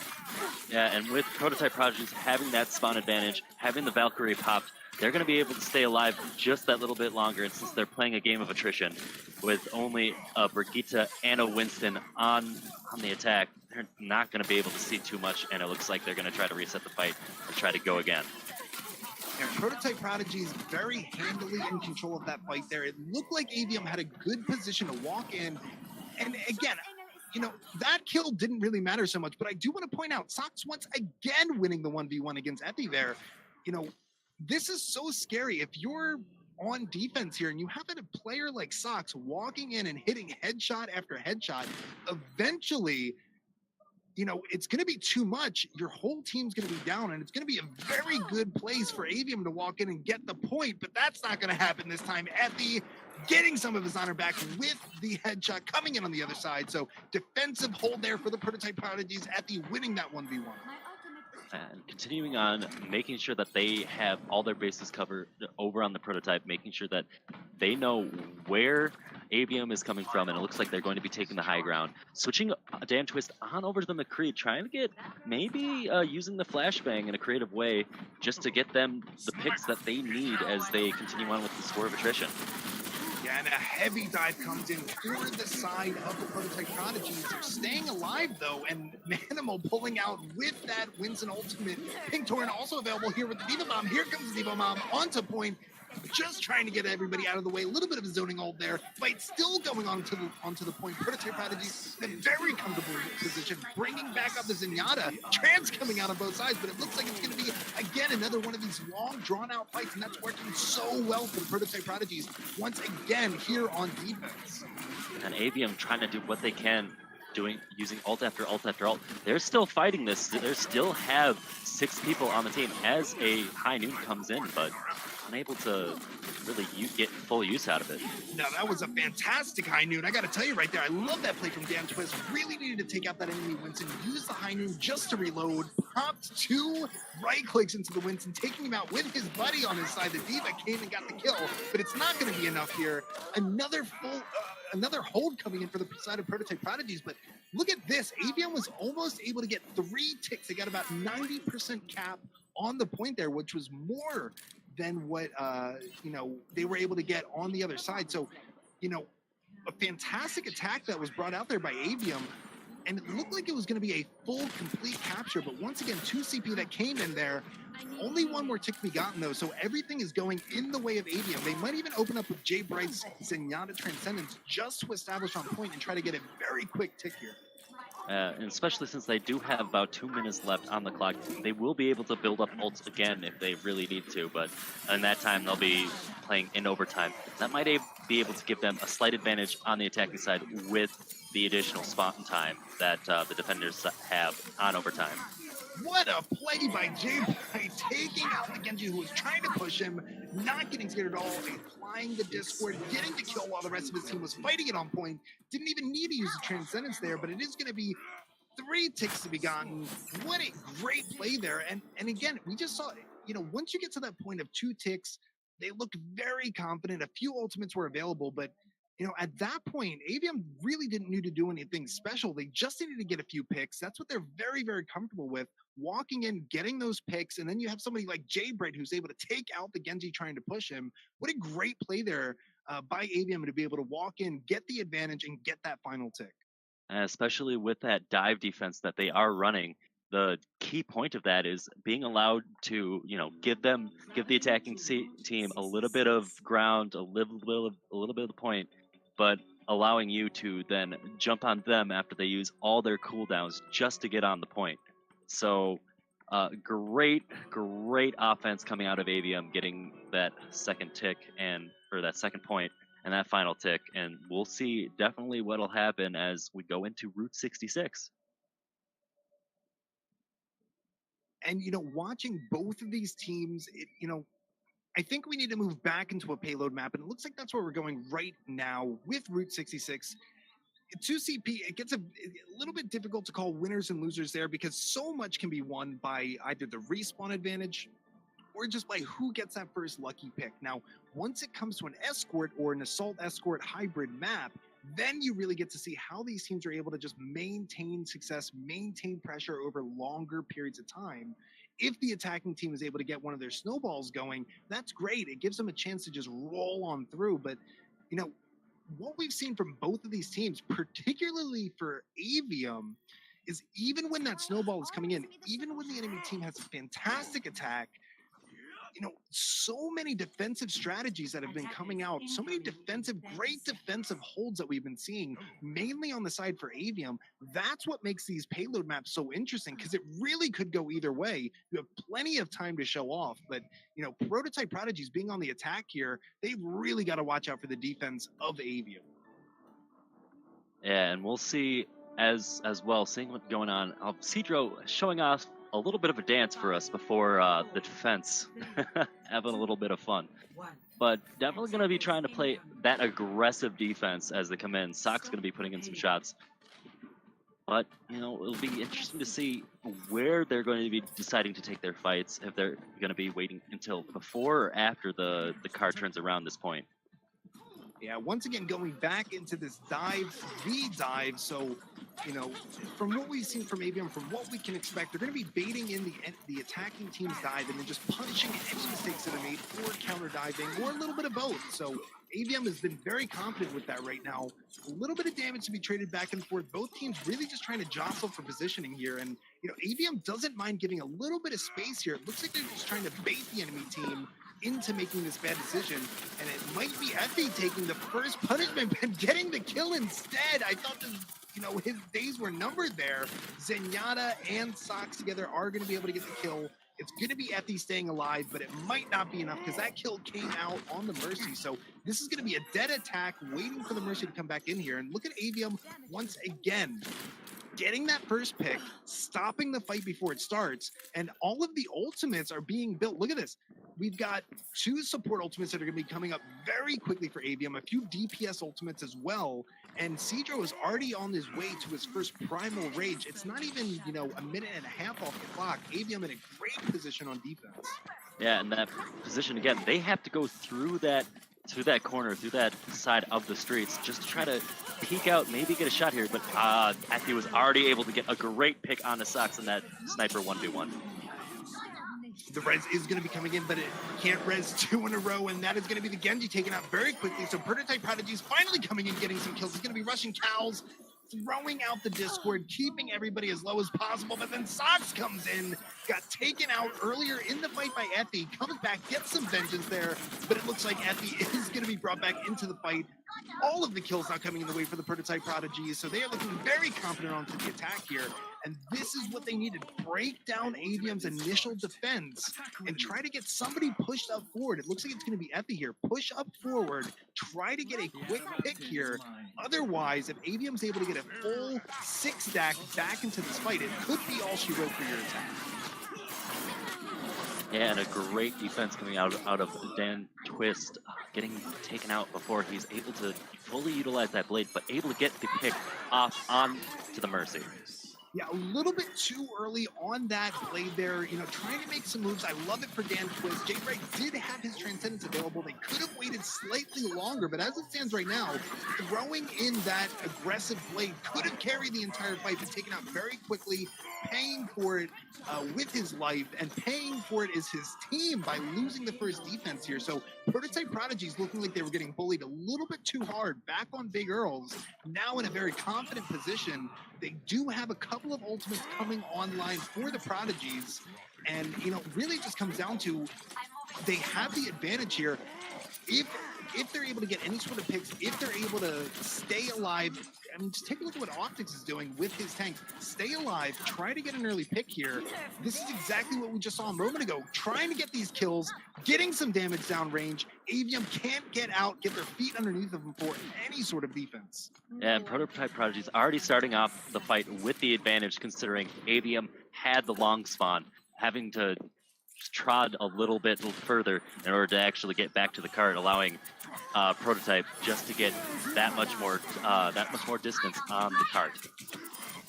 And from winning all of the 1v1s earlier, now that we're on Route 66, Ethy has come alive, taking out his counterpart Sox several times here, and also getting a kill onto Cedro. So again, strolling through his Prototype Prodigies into the street space here. This is what Prototype Prodigies needed. They have Avium second-guessing themselves. Avium is getting picked off early in these fights, and it's making it so easy for Prototype Prodigies to get free payload movement. And especially since Avium, as the defending team, they have to go through this small opening just to try to get the best vantage point. I mean, they have three doorways to go through, but the easiest and quickest way is going to be definitely snuffed out and not allowing them to get a solid defense. But it looks like they're going to try to do a pincer move, try to get a little flank on both sides. Yeah, this is the second attempt for Dan Twist to carry the fight before the enemy payload gets to the end there. He does pull out the blade there, but taken out very quickly by Optics. So the same story once again. Dan Twist in a position to try to carry that fight. His team wasn't able to follow up. No dash reset to be gotten for Dan Twist, so he was a little bit left out into the lurch there, paying for it with his life. And this is almost exactly what we saw Prototype Prodigies do on the very last point. A last-minute defense came in from Avium, but Prototype Prodigies just completely staving off the blade there, staying alive, getting a few kills in the process, and rolling through streets just like they did through the initial portion with Big Girls, the gas station. Prototype Prodigies is very confident. And definitely Prototype able to get this next point, knowing that they can push up a little bit before the door opens up and allows the payload to go through. But definitely fighting for their lives over on the Avium, trying to just get as much time and stalling as they can out of the Prototype Prodigies to make sure that they have to work for it. Well, Avium really just needs to slow down here. They have Keep Me Alive. The Mercy Valkyrie is available here. Avium needs to get one fight won. They're in the middle of getting steamrolled completely. Ethy once again winning that 1v1 against his counterpart, taking out two more as Ethy, getting a 3K to open up this fight. Look at Ethy go. Oh man, there's no stopping Ethy right now. Yeah, Effie had just opened up that fight, and it looked like Avium was starting to slow down a little bit. They did get into a position where they were back to a full 6-stack, but no matter what plan you're going to come up with, no matter what team comp you're running, it really can't stop a Widowmaker who's hitting her headshots. And that's exactly what we're seeing from Effie here, stopping everything that Avium wants to do before they get a chance to even initiate. Well, it is really true what they said. What they say, all you have to do is click the heads and you'll win. And poor Manimal looked like he was able to pop his ultimate there, but it wasn't in time, taken out very quickly.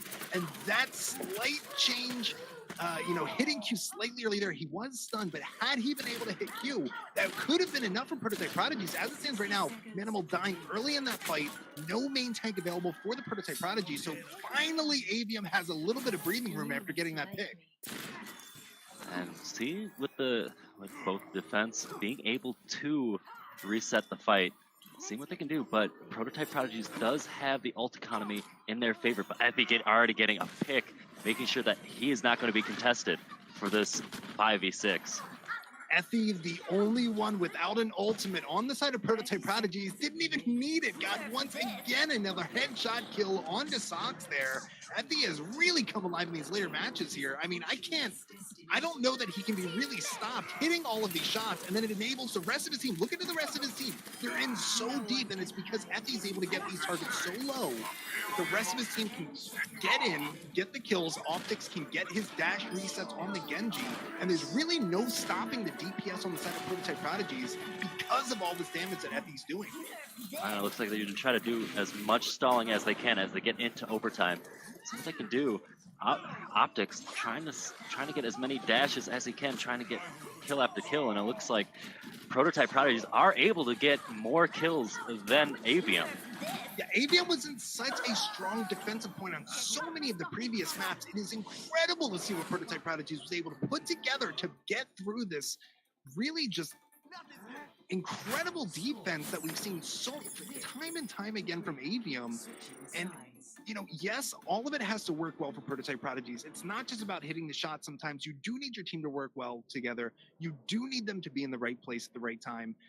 But then again, sometimes it just comes down to clicking heads, just like you mentioned before, UTech. And we saw both of those things happening for Prototype Prodigies. They were hitting their shots, and they were following up on the damage, even the low health targets that weren't getting instant killed.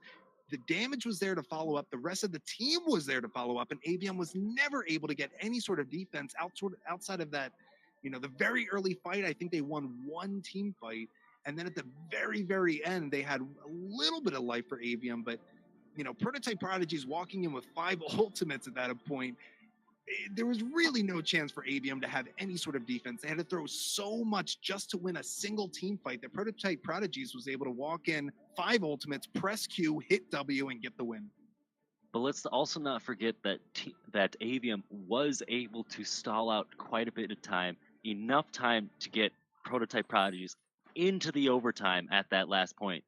So even then, they may have won the small game, but overall they do have a bit of an advantage being able to get them into overtime.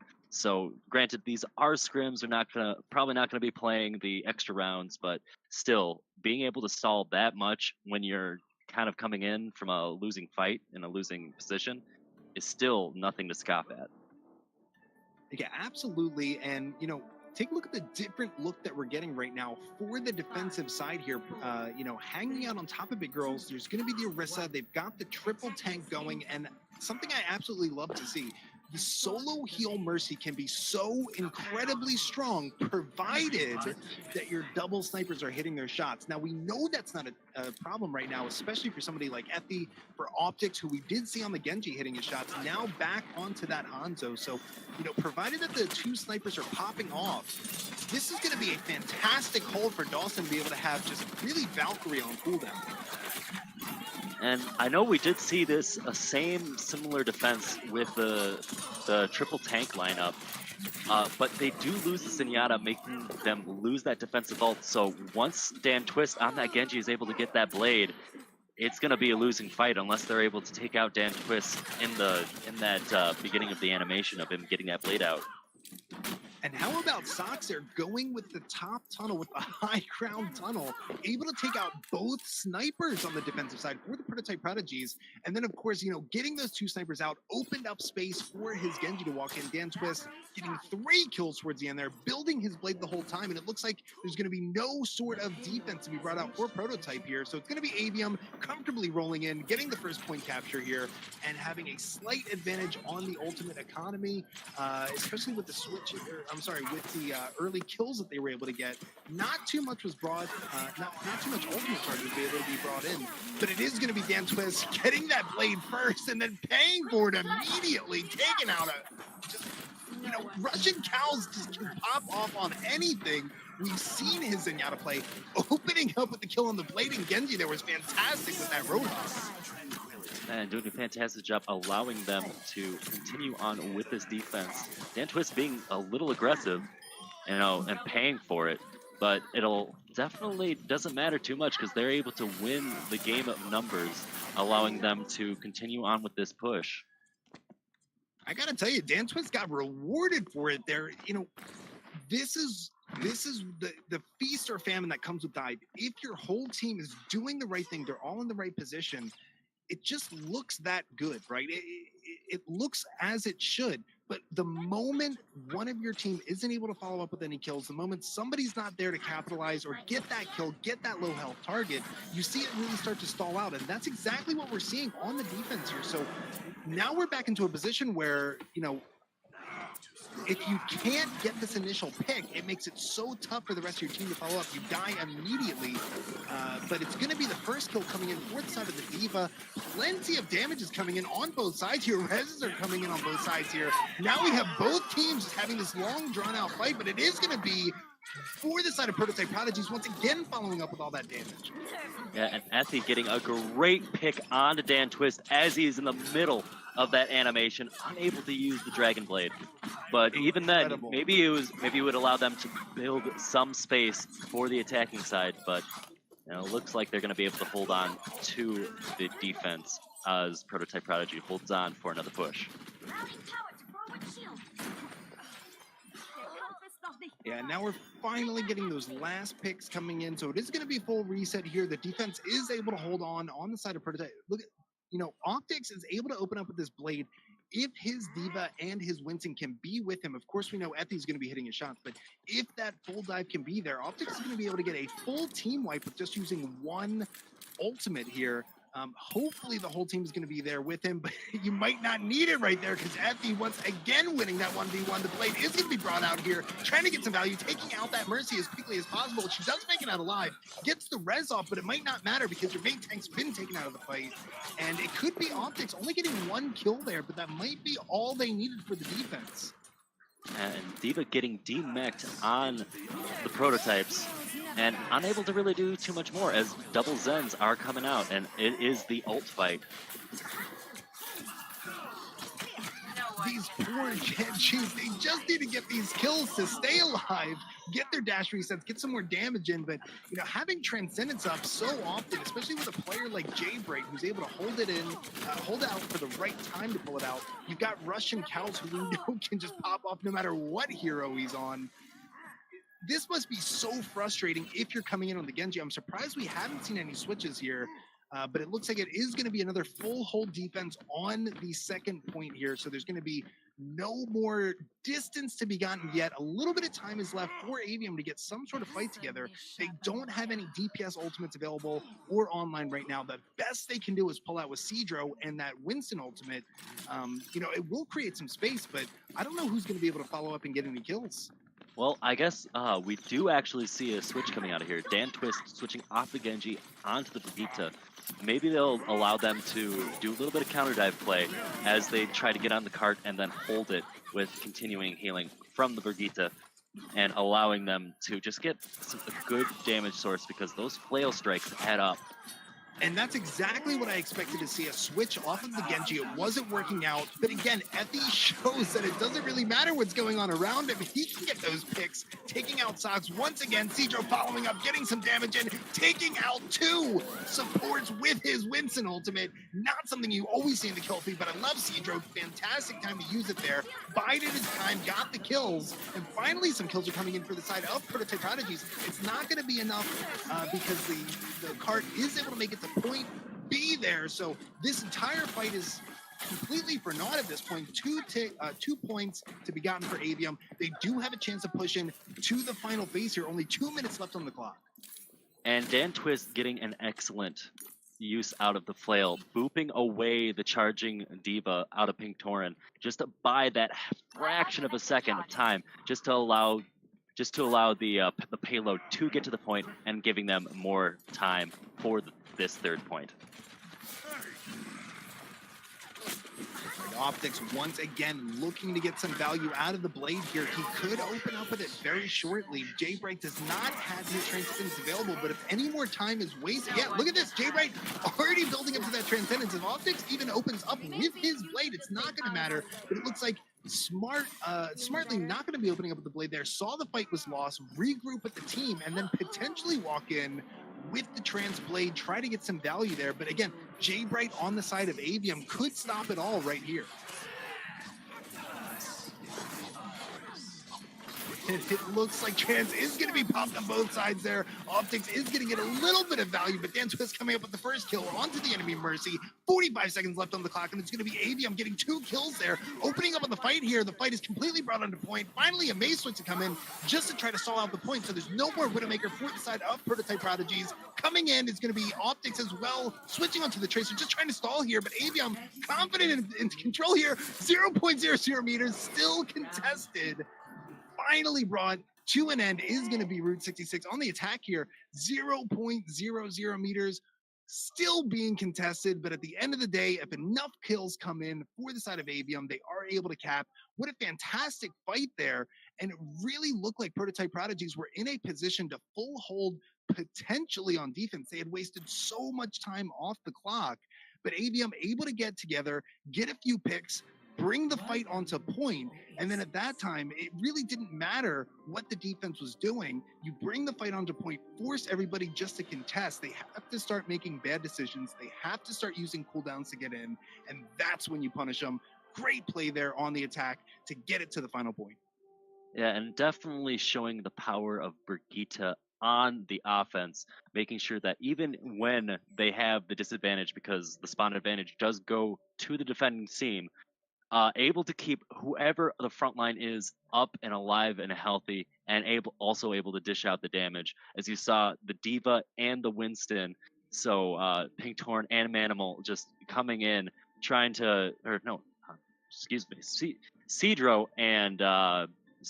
and Bach 6 still being alive and attacking, just allowing them to dish out their damage to whoever is trying to stall out the cart. And considering anyone who's just having all those stall techs aren't going to be able to put out that much damage themselves, considering they're just trying to be a nuisance to allow other people to deal the damage. Yeah, and now it looks like we're going to be going to Oasis UTech, and I got to tell you, do you think that's something, you know, these teams have seen enough of each other at this point to know what to expect, what they're able to do well? You know, do you really think that we're going to see too much of a change here? You know, now that we get a chance to see the team comps, it looks like it's going to be very similar. But Dan Twist onto that soldier. Have we seen that yet tonight? We have not seen a soldier pick, but we have Effie back on the McCree, knowing that he is very comfortable with a hit scan, but already getting picked off by Avium already. Look at Avium's gameplay here. Completely ignoring what most teams do, where you either take it to point, maybe you try to take over the mega that's in the center area there. They just walked into Prototype Prodigy's spawn, essentially, walked in, got some damage, and got, I mean, I don't think anybody would have expected that. It looks like we might have had, though, disconnection. It is going to be a quick pause here. I think even if you had everybody at full strength, you know, rarely do you see teams go that aggressive running to the point where you can get line of sight of the enemy team spawn. But I got to tell you, I'm going to try that one out. Avium made it look so easy. Yeah, and I really like the composition that they are running because they have the Lucio for the speed, they have the Brigitte for the survivability in that brawl, and they have Cedro, they have Bach on the Winston and the Diva, and they're coming in and they're gonna come in harder, faster, stronger, and it's sort of like a new style of dive right there where you have, even though you have the soldier in the background still able to do damage much like a tracer, and although you don't have a Genji doing dash resets, you're able to stay and keep going because of the survivability of that the Brigitte allows. All right, back into the action. Remember, Avium did just confidently win that fight. There are a little bit of internet connection problems, but it looks like everybody is back to full strength. So we are going into a fair fight coming in here.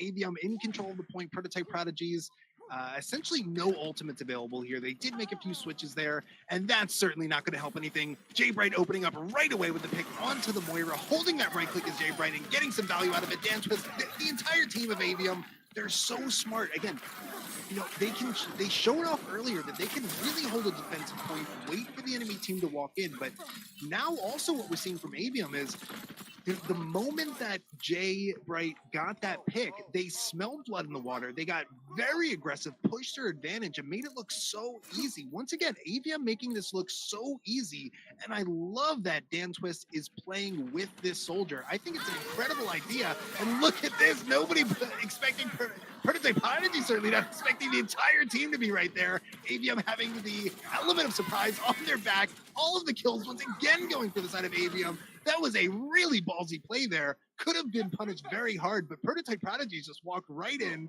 Nobody checked their corners, and they paid for it with their lives. Yeah, and excellent job. That's a 900 IQ play right there. Using Dan Twist as bait, making them think that they are still at the spot that they were before, but then just sneaking up right behind them. It's sort of like, you know what? I just like the plays that they're doing, and they're sort of doing it again, not knowing where the main group is. Yeah, this is the bait tactic that we've seen from Avium so many times, but you know, baiting them into a great position, trying to get to a position where Dan Twist can get any value with his soldier ultimate, but nobody's going down. Finally getting some value is going to be Cedro taking out with his Winston ultimate the enemy tank, and here come the kills for Avium. That was looking very scary for them for a moment there.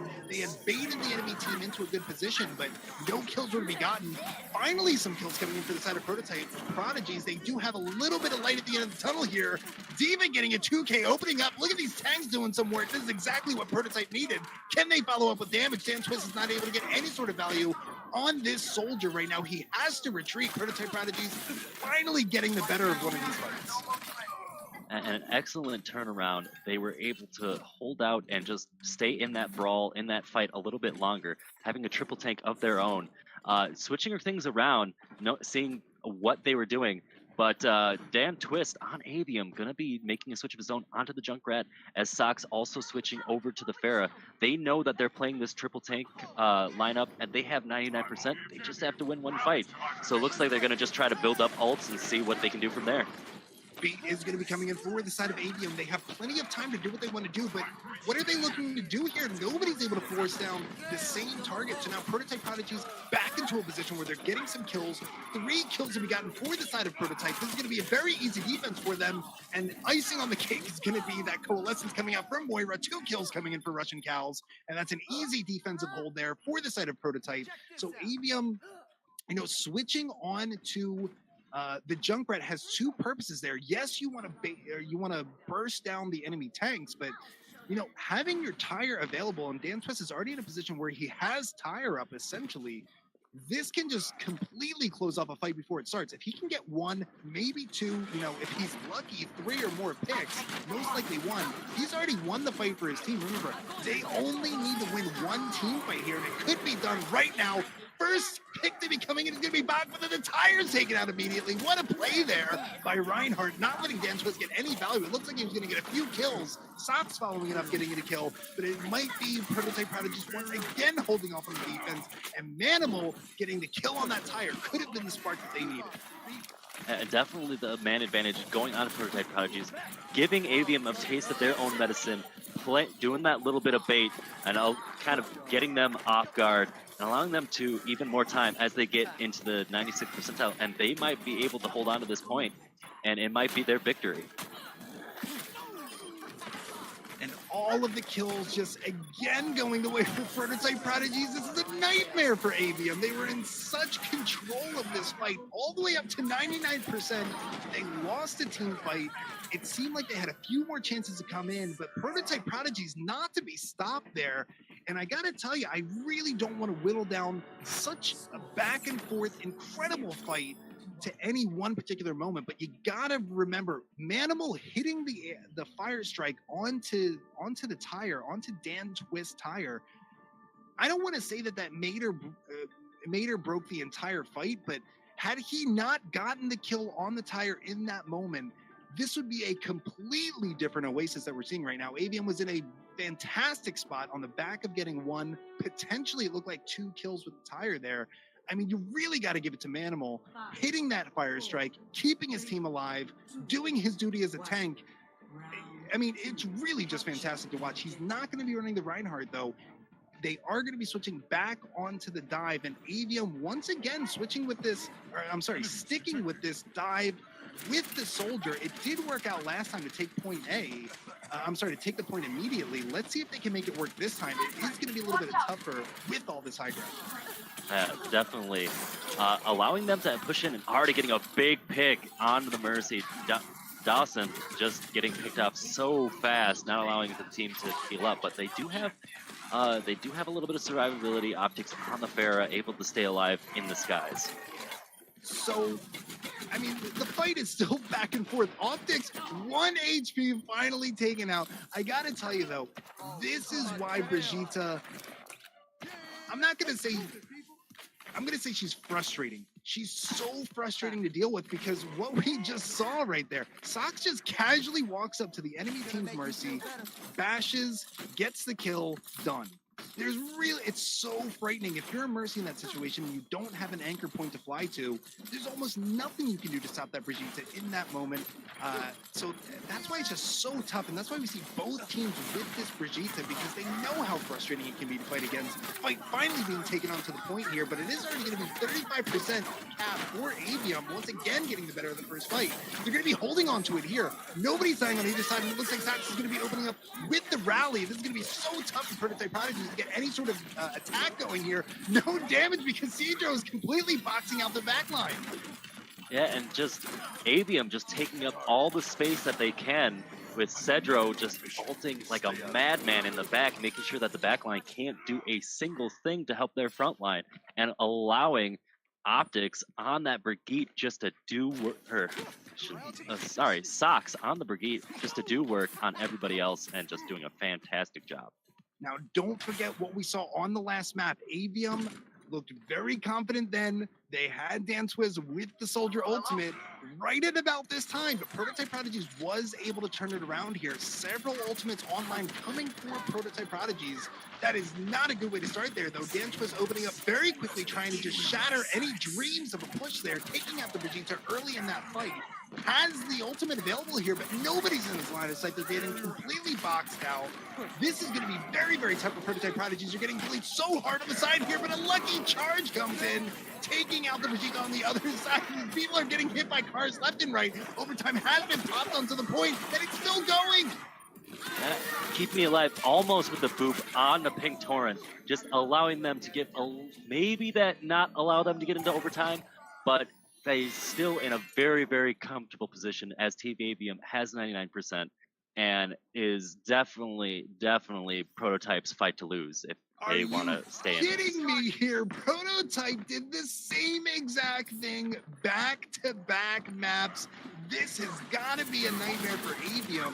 They do have Lucio who's available to initiate with this next fight, but I mean, they're probably getting some really scary flashbacks of what just happened to him last time. Finally, the beat is going to be dropped in for the side of Prototype Prodigies. Plenty of time to be bought here, but it's not going to matter. Avium's just hitting W. They're pressing the Q key and getting plenty of kills as Sox. Doesn't even need anybody else. Walking in, holding LMB, getting the kills as, the Brigitte, again, we talked about this before, so scary. Now you're seeing why right now.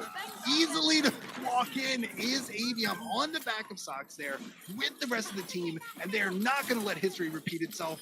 Getting onto the point here, changing the cap, and finally getting the map on the side of Avium. That really looked like it was going to be a repeat of history, but Avium walking in with socks did not let that happen. Wow, what a game. I think they figured out the secret to win that one. All they had to do was press W and M1.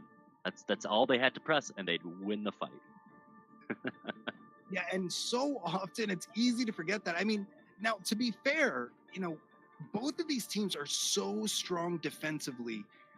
A lot of times when, you want to hit, when you want to lock in, when you want to just get some of those kills, the enemy team on defense just gets a quick pick, completely stops what you're trying to do. That's what we saw in the first map of Prototype Prodigies. And really with Prototype Prodigies, we saw it done in a lot of very clever ways. They kept just taking different angles to the fight and they were getting advantage. Avium now has their number. They did not let that happen again. Now we're going into the final map of Oasis 1-1 here, and it's going to be Avium getting the high ground control with Sox now on the McCree.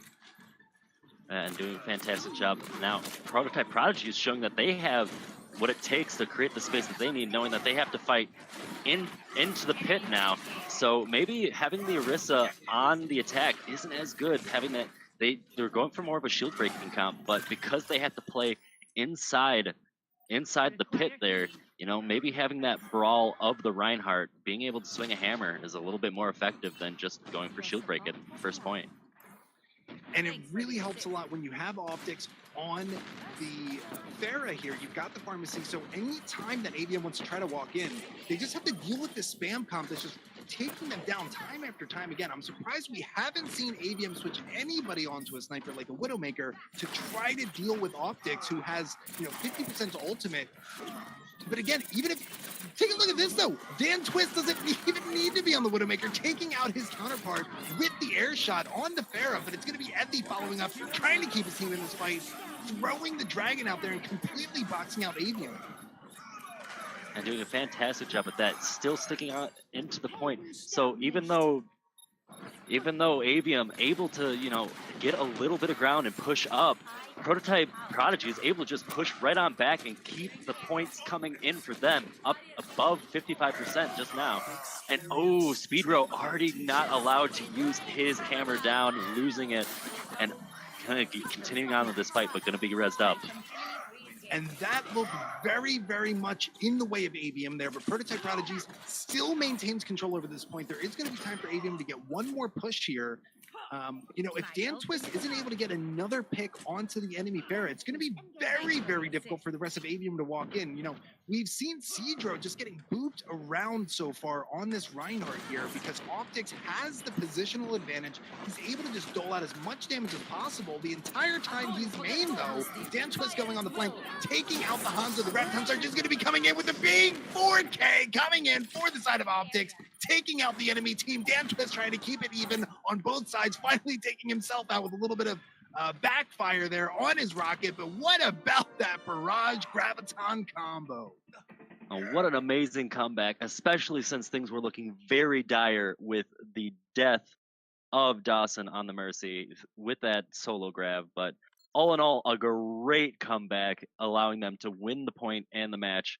And it looks like Prototype Prodigy is able to win most of the maps 3-2. And I got to tell you, after watching that, Avium, they've just impressed me every single time. But Prototype Prodigies, they just did not give up, and they looked so much stronger as the night went on. They were getting, a little bit, they were getting outfoxed earlier in the fights, and then they were getting out-aimed earlier in the fights. We saw Avium with Sox on that Widowmaker winning so many of those 1v1s, but, ever since, the third or fourth map in, Prototype Prodigies has woken up. They started hitting their shots. Effie came alive on the Widowmaker, came alive on the Hanzo. This was fantastic to watch. You could say that it's 3-2 on the side of Prototype Prodigies, but, I would say it's dead even between these two teams. I would love to see more matches between these two teams because I don't know that I could really call a winner off of what we saw tonight. Exactly, and definitely the one thing I loved seeing out of Avium, especially on Oasis, was the team comp switches and just the team comp that they ran in for the first two. Using that Soldier and then using the speed boost of the Lucio with the dive tanks and the Brigitte.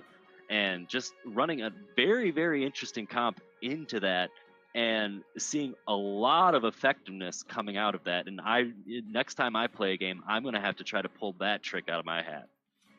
Absolutely, same here. Well, for everybody watching at home, thank you so much for supporting the cast today. I've got to give a special shout out to both Prototype Prodigies and Avium for giving us a fantastic show. Big thanks to my friend UTech for hanging out with me, watching some great games. If you guys like what you see at home, don't forget, follow us if you want to be updated with every single time we're going live. We do have the Horizon Community Cup #2 coming up right into August. So if you want to be notified of when that's coming up, make sure you have us followed. Don't forget to subscribe. And if you want to join in on the Horizon Discord, let us know. Send us a private message. We'd love to build our community, getting, I think, just above 1,000 members recently. Very, very excited to keep bringing you this great content. But again, for everybody here at Horizon Overwatch and my good friend UTech, my name is Argoner. Thanks so much for watching. Have a good night.